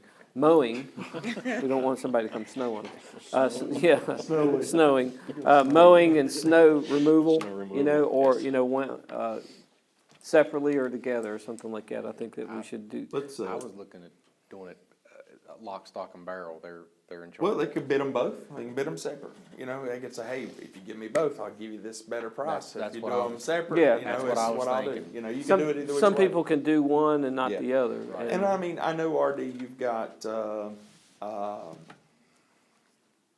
plans already to tell us, you know, if we had to buy the equipment and hire the people, this is what it would cost us. I think, The gas prices now, there's no way that we could probably do it on our own. so Probably be my, best. my thing would be is this year, let's look to maybe bid out those two processes, and that way it gives Mr. French and whatever other staff that we decide to bring on board the opportunity to get their feet under them until we decide, hey, yeah, we can take this on, that's not a problem, or no, we just continue to keep on hiring it out and get it done, because here's the thing, is springtime's getting ready to come, and people's schedule's gonna get booked up, and then we couldn't hire somebody if we wanted to. Yeah, well, I mean, as far as springtime, that's JDM. Up Yeah, until June. well, I'm just saying, because you're gonna have it come in July, Right. and you're going to have somebody that's got the opportunity and availability to do it, start it then, so. I think we need to start. Go ahead and put a start- bid out for bid that, put a bid out for that. Do we for wanna the- go ahead and approve all these bids tonight? Yeah, Yes. go ahead and, So let's talk about the barred units just themselves. Like to see a motion just to bid out the barred units and the specs that we've sent to you, just for those units. I'll make a motion that we bid out the barge units, the specs. I'll second that motion. All in favor, say aye. Aye. Anyone opposed? Motion's carried. We next need to bid out the installation of the barred units and the mini splits that will go with, the rooms. Normally, that's a HVAC contractor that will do that for us. Yep. So, and I think, RD, are there 2 or 3 mini splits that they put into that? I think it was 3 mini splits. 3 mini splits. Yes. Kinda like we did in several places at the elementary school, which I think they work well. Of anything else RD's presented us here tonight that we need For right to, now. make a, I would recommend we hold off on those lights until we have our meeting. Right. Okay. On anything else, I wait till we, Well, and like the ag building, pretty much described replacing the entire building. yeah. You know, so we need to wait till we find out, Something. Yep. get some more direction, I guess. Yeah. does Mr. French need any other tools or anything else that, in order to complete his We're current having- duties? We're having a problem getting him a cell phone. Verizon's not working with us. Never seen such a daggone mess in my life, so, and I had that with me, so I ended up having to go just get my own phone and the county, the board pays for it, it's part of my contract, so those big perks I have here. So, I mean, if that's what he's gotta do, You've that's been what he's gotta do. We're gonna de-perk you. How was, how's Percolated. did we get the truck for him to ride? We did, and the truck came to us, and we discovered that the frame was rusted out in the back. And it won't take any, Wait, weight, and we were afraid that the frame would break, so we're not gonna be able to use it. Paperweight. You know the truck I'm talking about. Oh, yeah. And by the way, I just wanna say to the board of supervisors, I know they're listening, we appreciate them, and I appreciate them willing to do that. Oh, yeah. So, Yeah, 100%. It was a good gesture. yes, on it their was, part, we and, appreciate that. all right, I let's, don't think they realized that, because it's back in the back, it is hard to get up in the Yeah, it's, frame parts, you know. it's on each side of the, leaf spring hangers on the cab. So Does he have a vehicle? he's using his own, And we're paying him mileage to do it? paid mileage, yeah. You wanna keep on doing that, or do you want to, us to try to see if we can get you a vehicle? It's whatever y'all, I would, let's, if you'll Wait do and see. that until we get Okay. through this year. Very and good. then we'll see what we got at the end of the year. I mean, if you guys have priced vehicles right now, it's ridiculous what they're trying. That's true. yeah. I should sell mine for 80 cents, that's what I would do, but, people are making a lot of money on vehicles right now. Okay. All right, very good. Then we'll move on. school calendar update. School calendar update. Ms. Thank you, Tate? Mr. French, we appreciate it. Mr. Thank you, French, Thank thank you. you. Thank you for everything. Good job. Let me add before he steps out, he's been a breath of fresh air for me, because all this has been on my plate now for over a year or so. I appreciate what Ardley's done, Yeah. his heart's in it, and he'll do a good job. He's got a lot of weight on his shoulders. You know, when I leave here, that weight will decrease quite a bit. Hey, you said that, no, we did.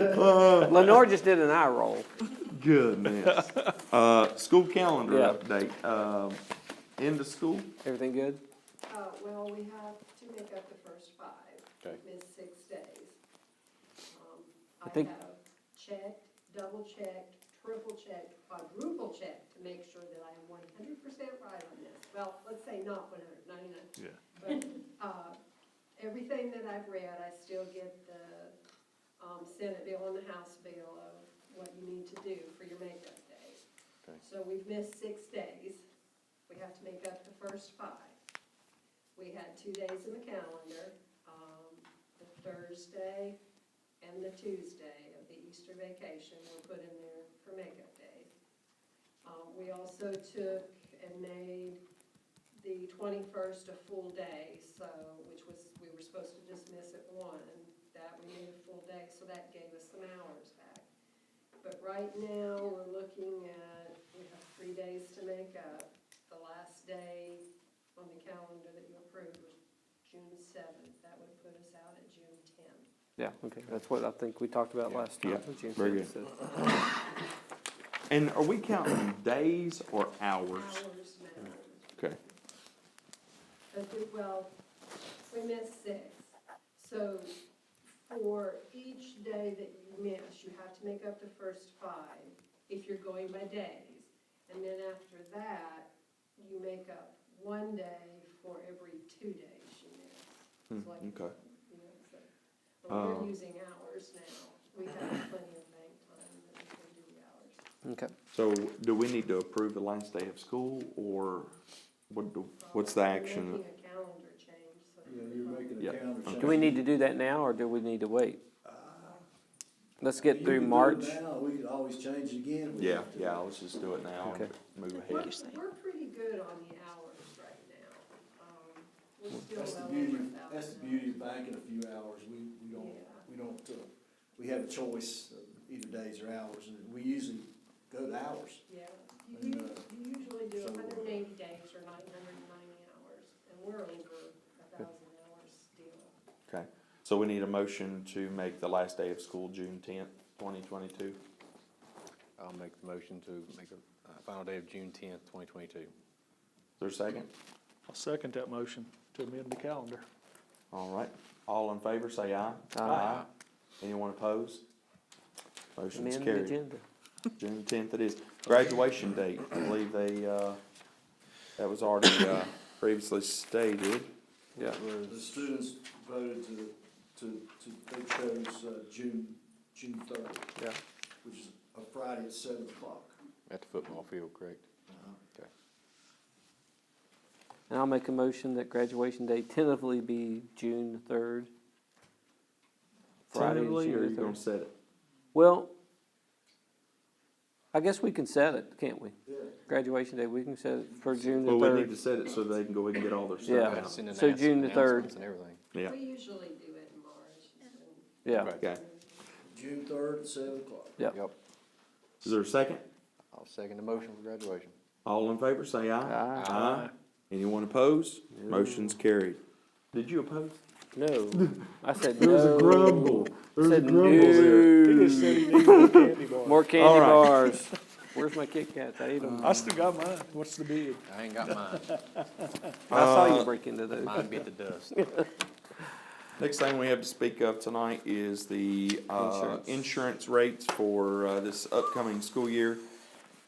As many of y'all know, we were trying to secure bids from other folks to give us some rates, and it did not work out the way that we were intending for it to on a couple different fronts. I know we were trying to do it under a tight deadline, and unfortunately, the people that we were working with just, it wasn't enough time.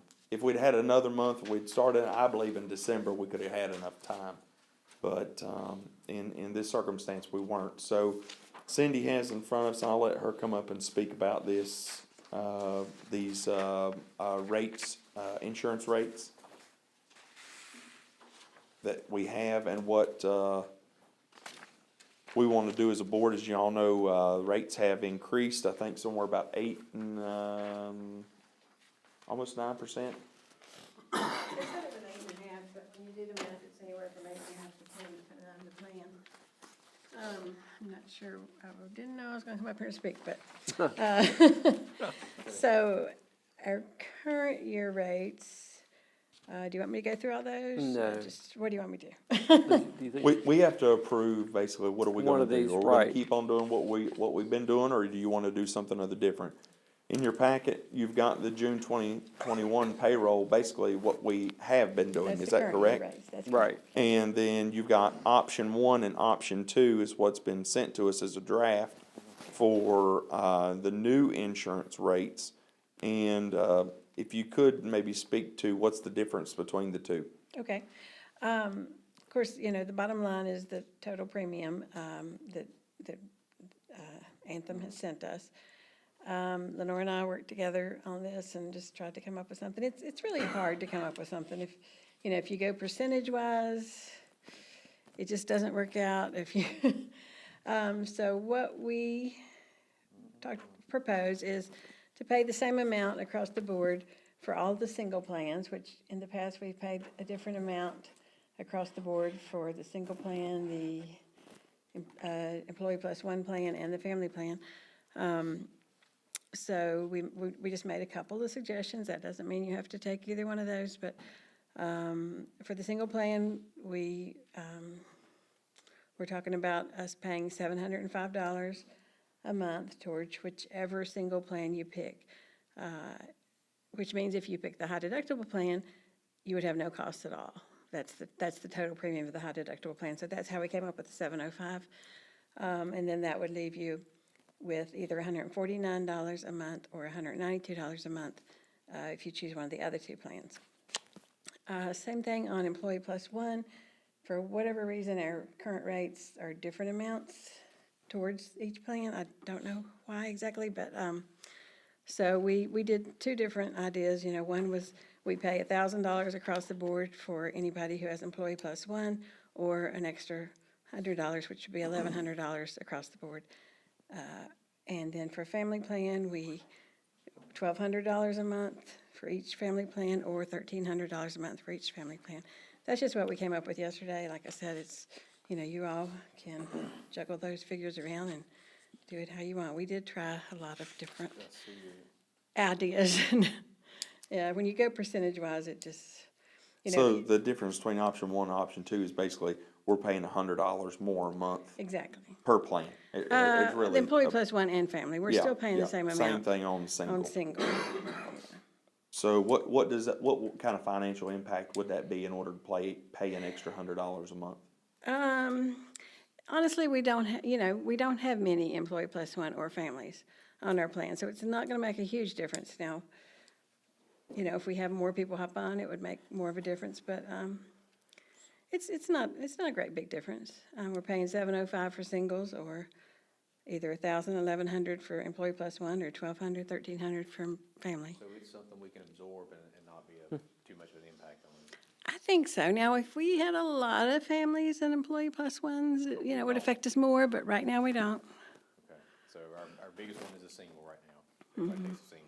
Yeah, and well, this, you probably really don't want to know about this, but I would like to talk to the employees sometime about the different plans. I don't know if they really understand all the different plans.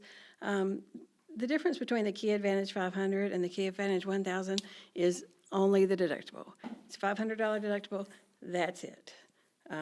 Your co-pays are the same, your drugs are the same, everything's the same except the deductible. So sometimes it's really not wise to choose the better plan when you do the math, because it's just the difference of $500 deductible. But, I would like to talk to the employees, maybe go to the schools sometime and just talk to them about that. I think that'd be a great thing to do. When is our deadline? How close are we approaching?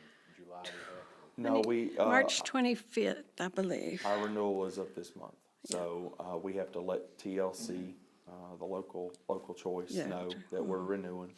And at this moment, we don't have another choice to present. What's the impact to the budget? What's, as far as the total impact, as far as just guesstimation? I mean, you don't have to say versus 1 versus 2, but the difference in what the cost increase is going to be. Do you know? Are you talking about 1 versus 2? Or either one? Okay, Yeah. I had already put in, the last budget I prepared for you on throughout there, I had already put in the 705 for the single plan. I'd calculated that in, and I'm not 100% sure which I put for I think I did the 1,000 and 1,200. So that budget was prepared with number 1. How much, any idea how much it's going to increase it? Total? We don't know. 12, 15? Increase it from, I mean, how much is the increase what we're paying, as far as what the what we're schools? paying right now?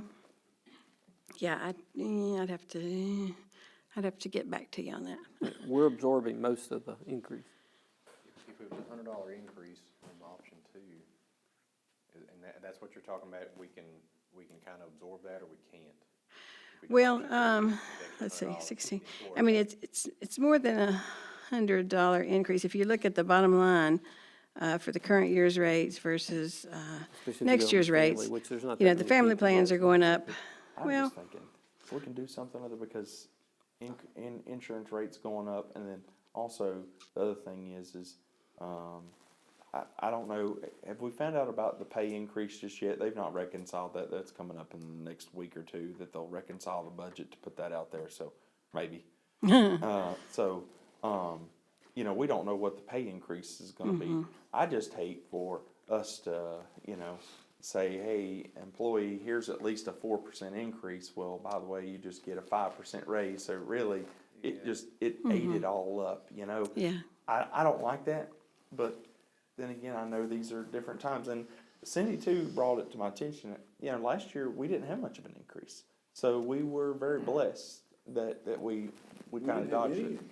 Not last year we didn't. So, I mean, you're looking at maybe a $25 increase on the single, on the option 2. I'm looking at option 2. $25 increase on that on single, employee plus 1. $30 increase, and it's all on option 2. And then on the family plan, it actually goes down. For the, Or am I reading that correct? employee plus 1? On the family on option 2, on the cost of employee. I'm looking at the employee on that. Well, It the $1,000 plan does go down. Yeah. Yes, it does. the 500 plan goes up, so, yeah. So, is there a particular plan that y'all would look at, which, rate coverage that you'd like for her to, base the budget off of and move forward with for next year? I like option two. It helps, seems to help out the employee. I just like option two. It looks a little bit better. If we can kind of help out the teachers and faculty and everything like that, I'm all for it. If we can absorb a little bit, and she thinks we can in our budget. But what do you all think? How many people, as far as on the employee one and the family, as far as the high deductible, people more gravitate to the Key Advantage 500,000 Yes. versus the Yes. high deductible? Yeah. Now, we do have quite a few single people on the high deductible, because it costs them nothing. Right. Okay. So we're gonna pay that anyways. And I mean, we got more singles, so you're basically, it's the same across the board. Yeah, so we're going up $55 on. We're just paying more on the employee plus one and the family, which I don't think's a bad thing. I don't either. I think it feels like the right thing to do for me, but. And you mentioned your budget proposal was option one. I you believe I thought. based it on option Okay. one. It's been a while since I did Okay. it, but So part of that's So, in you know, the we're looking budget at proposal. a few $100 more per month. Can Okay. you remember how many's on single and, employee plus one and family? It's, Yeah, is it less than 10 Which option are you altogether? thinking of then? I'm thinking two myself. That's the one I was looking at that stuck out to me the best. See, I knew this a month ago, That's but fine. Do you think, I'm not trying to sway you. I mean, do you think that would be? No, swings. One's already in the Swing, budget. okay. punch him in the head.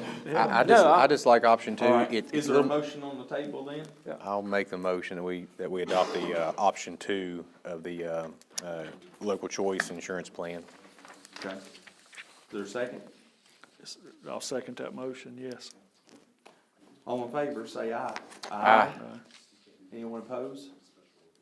Motion's carried. You got some direction, go forward on that. Okay. All right, let's get these policies. All right. Thank you. I don't know, since they're on there different, can we Yeah, include? I think we're gonna have to do them all individually. What's wrong with them, though? Okay. It's getting late. Yeah. So we've got policy updates. As many of you all know, one of the main objectives of the board is to update policies. With that, we have policy in front of CBA, qualifications for superintendent and duties. Basically, what I'm gonna read is any of the things that are changed or added. The superintendent meets and exceeds the requirements set by the Board of Education. The superintendent annually participates in high-quality professional development activities at the local, state, or national levels on topics including the standard of quality, Board of Education regulations, and the guidelines for uniform performance standards and evaluation criteria for teachers, principals, and superintendents. That was added. Next part that was added was under major duties, implements school board policies and ensures that they are posted on the division's website. Another part that was added under major duties, develops regulations as directed by the school board. Another part that was added here was developing, maintaining procedures, guidelines, regulation to implement school board policy. If board action is required by law or the board has specifically asked certain types of regulations be given prior board approval, these procedures, regulations, guidelines are presented to the school board for approval, and when approved, placed in the school board policy manual. The administrative procedures, guidelines, and regulations are communicated to staff and made available for their information. Other parts that were added were upon request of the school board, surveying the school division at least annually to identify critical shortages of teachers and administrative personnel by subject matter and school bus drivers, and reporting such critical shortages to the school board, the superintendent of public instruction, and the Virginia retirement system. That was all that was added there. I'll make a motion to accept that policy. Is there a second? I'll second that motion. All in favor, say Accept the aye. policy. Aye. Anyone opposed? Motion's carried. Policy update, CBB. This is what was added, it basically new terms of employment for the superintendent. The superintendent term shall expire on June 30th. The superintendent serves an initial term of not less than 2 years and nor more than 4 years. At the expiration of the initial term, the superintendent is eligible to hold office for the term specified by the school board not to exceed 4 years. And it was also additional wording, except as provided below, which was already in the appointment and term of the school board, appointment and term of the superintendent. I'll make a motion to accept the changes to the policy. Is there a second? I'll second the motion to accept changes. All in favor, say aye. Aye. Aye. Anyone opposed? Motion is carried. The next policy is policy CBCA, which is a disclosure statement required of the superintendent. The superintendent, as a condition to assuming employment, files a disclosure statement of personal interest and other information as it is required on the form prescribed by the Virginia Conflict of Interest and Ethics Advisory Council pursuant to Code of Virginia 2.2-3117.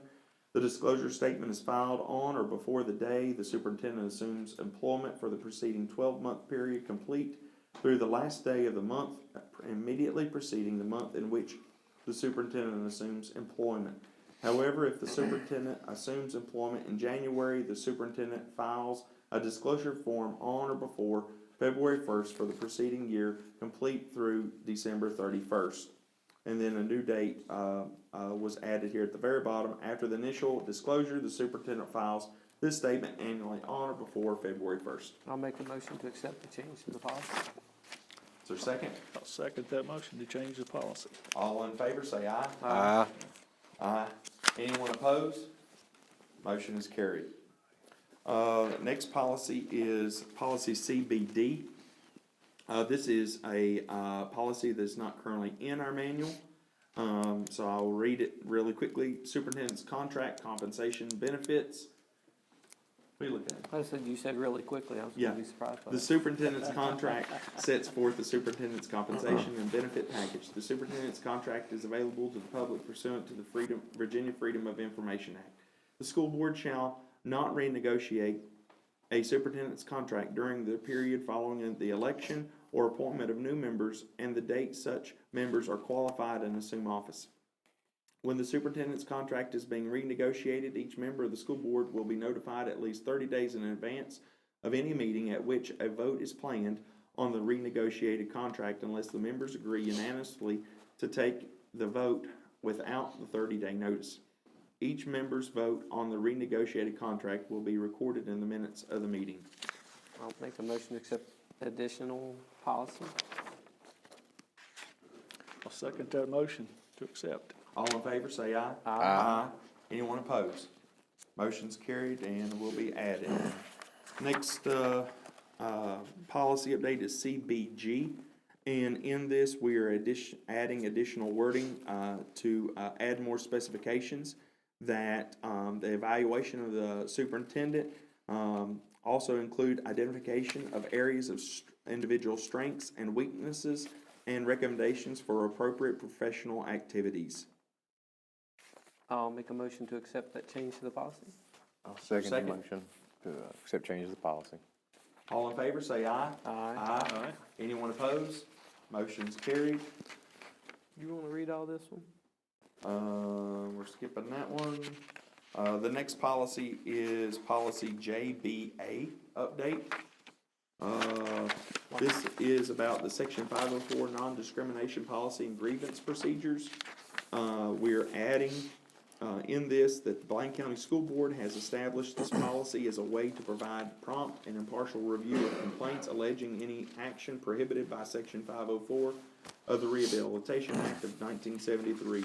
This policy provides an optional resolution procedure for a complainant.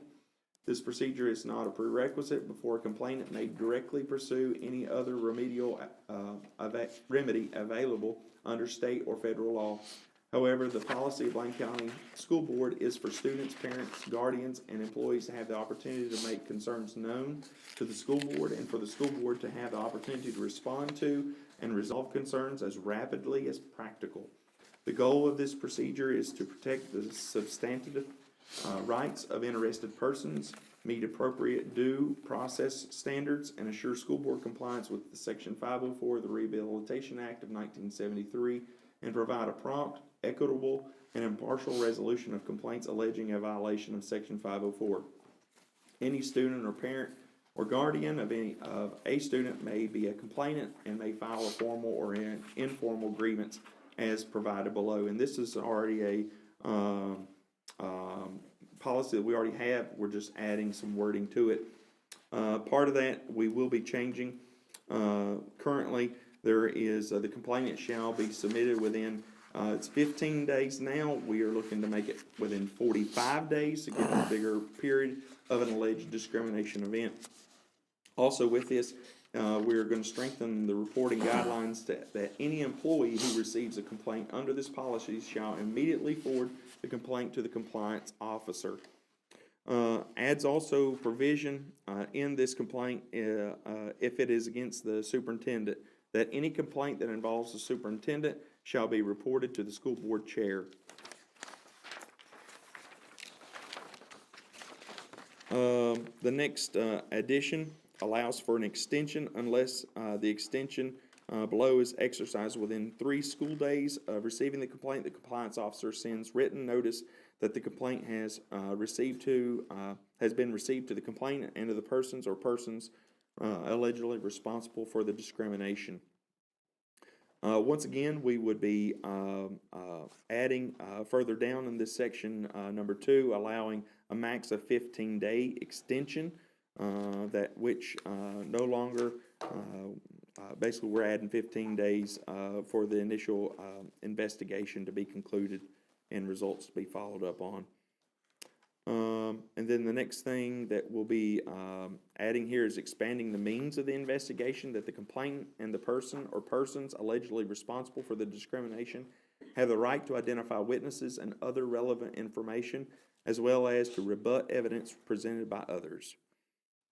Further down in this section, we have to tighten the timeline for the investigation and the communication. Let's figure out this. The report shall be issued to the superintendent, the complainant, the accused person or persons alleged responsible for the discrimination within 20 school days of the receipt of the complaint, unless additional time was utilized for the investigation, in which case the report shall be issued within 35 school days of the receipt of the complainant. Section number 3 is the action by the superintendent. We'll look to broaden the communication with the person or persons allegedly responsible for discrimination by adding in here that, let's see if I know a good way to put this decision must be provided in writing. Basically, the superintendent or superintendent's designee regarding the policy, if it was violated, what actions were taken in this place.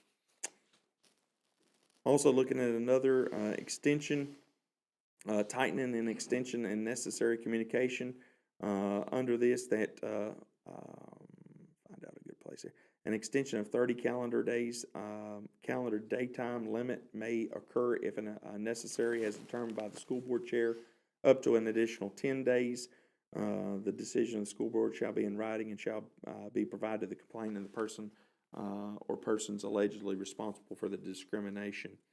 We're also adding a newly named compliance officer, Laura Radford, 361 Bears Trail, Baston, Virginia, 24314, 276-688-3361, lradford@bland.k12.va.us. And I think the last thing that is a new VSBA requirement for the compliance officer. The Blaine County School Board compliance officer receives training and is knowledgeable about the requirements of Section 504 in order to impartially and equitably resolve complaints and ensure compliance with the law. I'll make a motion to accept the changes. Is there a second? All in favor, say aye. Aye. Aye. Anyone opposed? The last policy we have here tonight is JC, and this is about school attendance areas. Quickly to sum this up, basically it's allowing people who reside in a military installation or military housing within the division is permitted to enroll in the school in the division. I know that we'll have one of those, but this is something that we don't have in our policy. Basically makes the opportunity for military students to join the school system. I'll make the motion to accept the change, is it changes, right? Or is it a new policy? Yes, there is additions to this. So Yeah. this is a current policy, we're just adding to it. I'll make the motion to accept the changes. Is there a second? I'll second that motion to accept. All in favor, say aye. Aye. Anyone opposed? Motion's carried. Mind play. Mind play, quote, who can speak to this, Mr. Mead? Mind Play is a program that we are using at the elementary for reading intervention. Well, you're doing great, keep going. I'm not sure what you're doing back there. Trying to stay awake. We tried it out last year, and the teachers liked it, faculty liked it, Mr. Graham recommended it, actually. And so that's just for us to purchase it for next year. Do you I'll wanna make a add motion anything? to That's great, good job. approve the quote for Mind Play. Approve the quote from Mind Play. All in favor, say aye. Aye. Anyone opposed? Motion's carried. Budget meeting. One of the things that I wanted to give some guidelines for Cindy and Scott tonight as we get ready to enter into a time of preparing the budget, putting all the numbers together. We've talked about a lot of things and so forth and so on. So to kind of make those short and sweet, what things do you want them to make sure, hey, this is in the budget that we're looking at for next year? I know you've got notes from our meetings, and this is kind of the time that I want to make sure that we include everything maybe in our first round, and I realize in the budget talks we may have to have a couple go-rounds to get where we need to go. I think there's, I did look at, I'm sorry, I looked at my Anthem bill. We have 4 employees that are carrying 40+1, and we have 7 that are carrying families. So the difference of $100 for each one of those people would be $1,100 a month, which would be $13,200 a year, which is a huge amount. so as far as on the, I think there was a spec ed teacher, at least one, possibly 2, possible another teacher for the elementary school. We talked about, we need to look at if So, that's possible. Can we talk about these one at a time and just say, hey, listen, yeah, we're all in agreement, let's build that into next year's budget? Can we do that? Yeah. I think, the special ed teacher, yes, let's add one to the next year's Look budget. and see if we can afford. Yes, and all this is dependent upon the budget. I mean, Yes. what we receive from the state, so I mean, in essence, we're saying, hey, yeah, we would like to have this, but it's all dependent on the money that we get from the state. Yep. Absolutely. I mean, And you have to really consider teacher raises too. Yeah. Right now, I'm hearing 5%.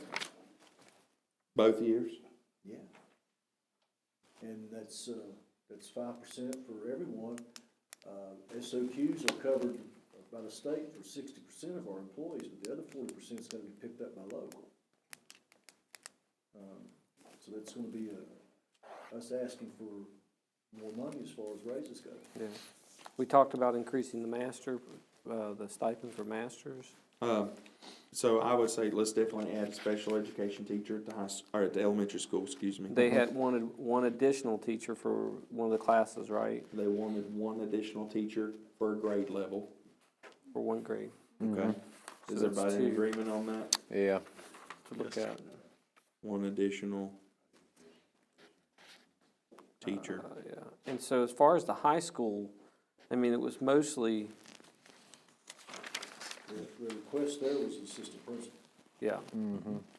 Yeah. So we'll have to look at that as well. The other thing, I mean, to start looking at, I mean, we're not ready to say what building B is gonna really cost us. I mean, $200,000 for those BART units, I'm assuming, have we received that grant, the money from the state yet on, HVAC? We'll have 200,000, We have the and that's, HVAC, and we got HVAC money of another couple we $100,000. matched, the HVAC grant with ESSER funds. Okay. So, kind of depending on where that plays out and how much all this stuff is, but, one of the things I did wanna put in next year's budget is those cameras for the school buses. I know that was, it was under $10,000, I won't say it was like 7,000, some change. I think I forwarded it to you all. I'd like for us to consider putting that in next year's budget for, school buses, to have that, as well. I was going back to the library and stuff. The librarian, she asked for a little extra money. Yeah. We had some money in, so we don't have a theater program anymore, is that correct? Do we still have a theater? It's in forensics, we have a forensics program. Yeah, forensics, Kinda goes, Well, we used to give extra money to the theater. We gave money to the arts. You remember, we gave some to band, we gave some to art, and we gave additional monies to theater. Do we have a theater department?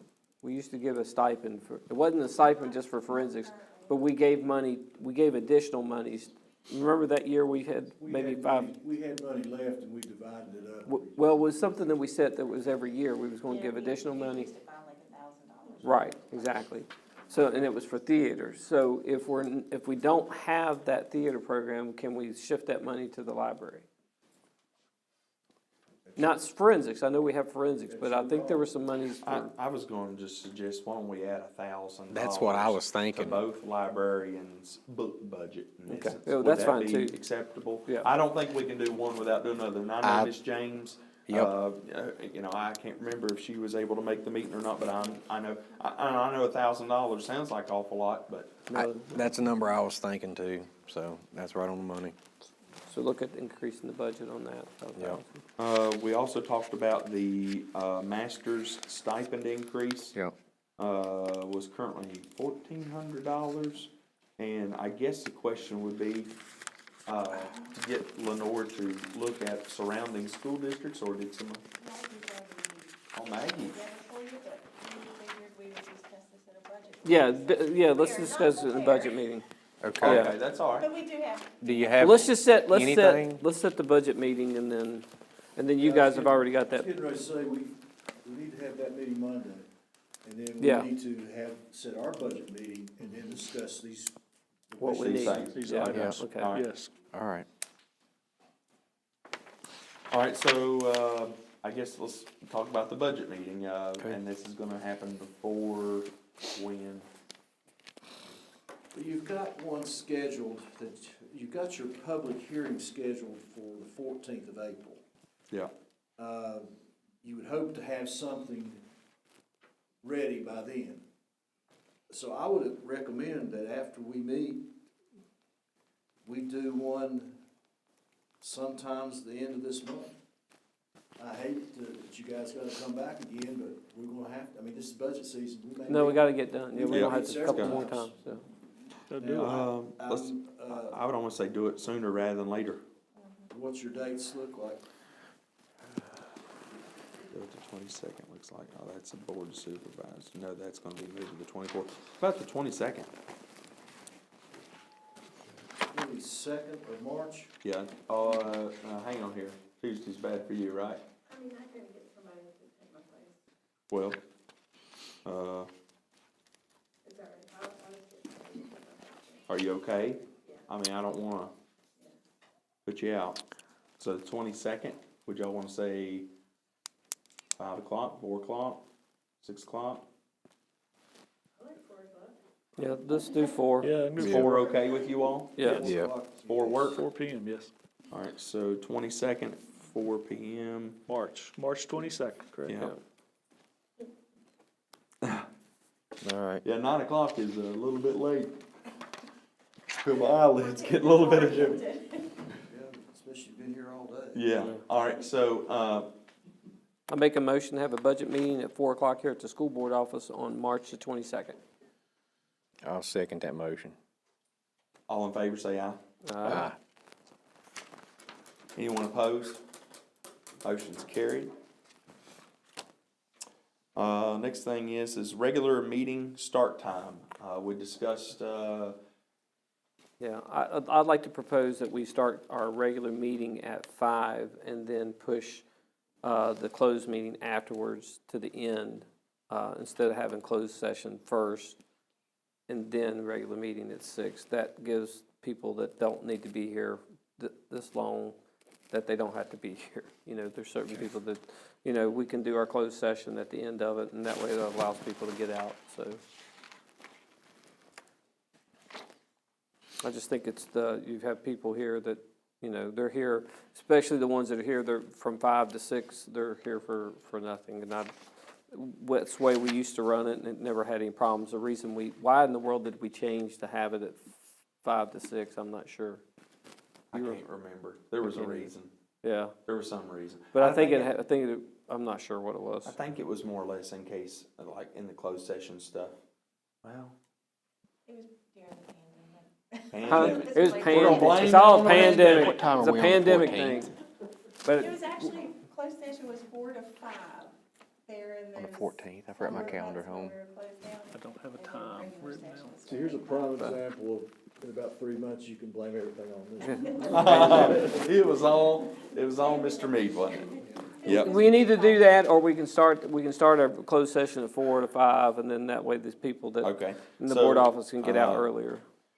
I'm fine either which way. I mean, I liked having the closed session in the beginning. I mean, I think it put us under a time limit to talk about what we need to talk about and get out of there. But you know, if you guys wanna change it, reverse it. I mean, but I'm we fine. can, we want to have it before, I'd like to have it, then start our meetings, do the closed session at 4. That way, when 5 o'clock rolls around, the people that are here at the office, you know, they can, you know, they're not here for this extra hour during the closed session and stuff, so. It's whatever you guys want to do, that's what I'm just proposing, one or the other. If we want to start at 5, leave it at 5, and then we can do closed session afterwards. Or if we want to do closed session at 4, then closed session, or do closed session before, then start it at 4 to 5, and then do regular meeting at 5. Is that a motion? I want to see what everybody agrees on before we make a motion. I think, for me, 5 o'clock's a little bit better. So if you want us, I'd rather start at 5, because I know I'll have enough time to get here from Okay. work and have a few minutes extra. Okay, so I'll make a motion that our regular meeting starts at 5, and then our, with public comment at what time? 6, and then, no, 6 o'clock. It's normally, 6 is fine, because it gives people time to get back to Yeah. work. Yeah, it's what? 6:30.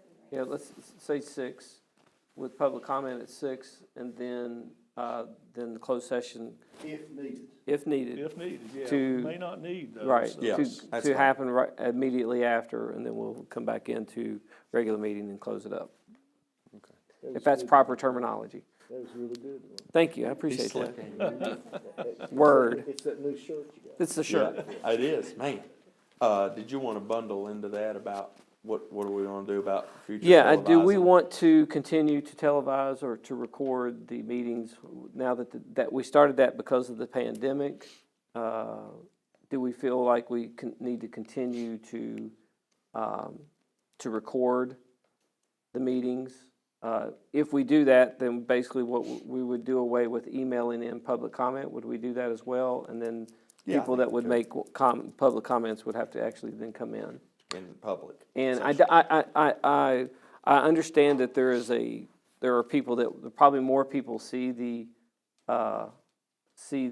meetings now than they ever have.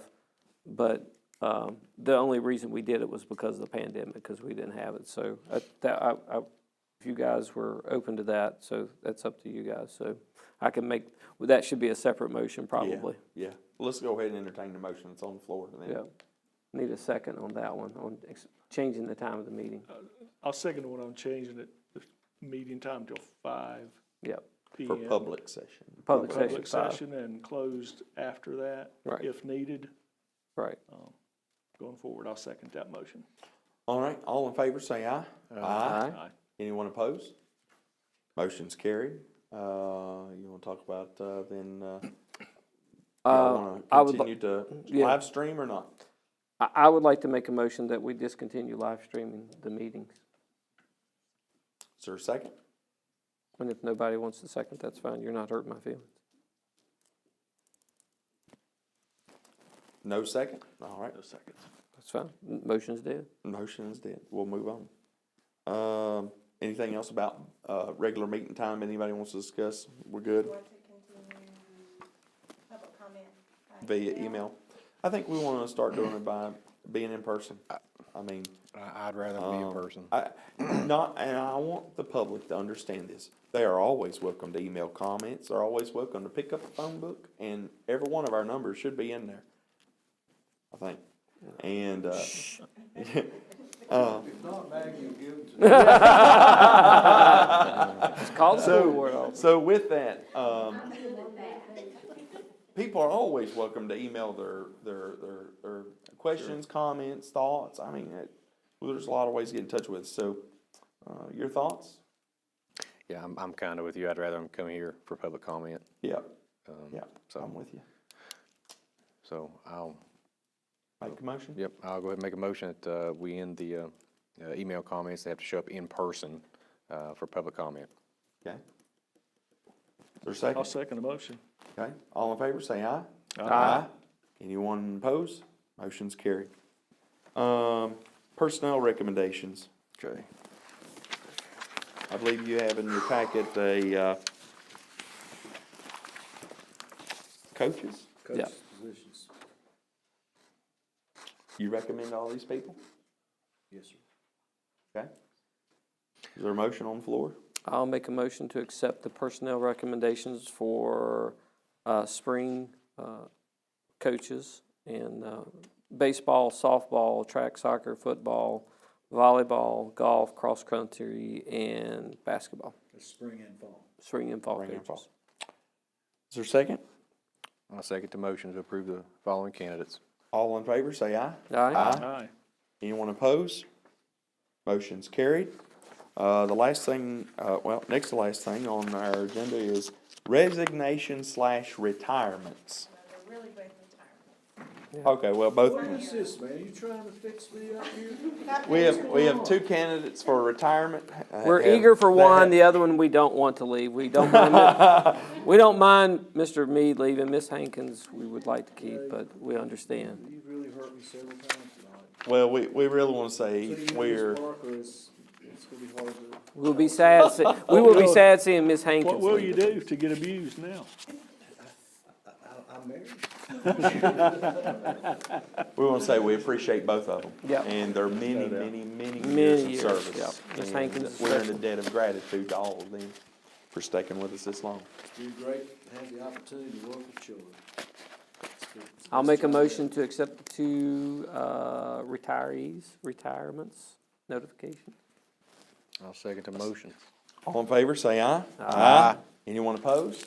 Motion's carried. I'll make a motion, we get out. Last thing that we have on our agenda is ratifying the making mask optional on school Oh, buses yes, for yes, employees yes. and Forgot about students. I'll So make- if there- I'll make a motion to ratify making mask on the school buses as optional for students and for drivers. I will second that motion. Second, all right. All in favor, say aye. Aye. Anyone opposed? Motion's carried. Would there be a motion for adjournment? I'll make a motion to adjourn. Second that motion to adjourn, Brian. All in favor, say aye. All right, sorry Anyone guys, opposed? it's so long.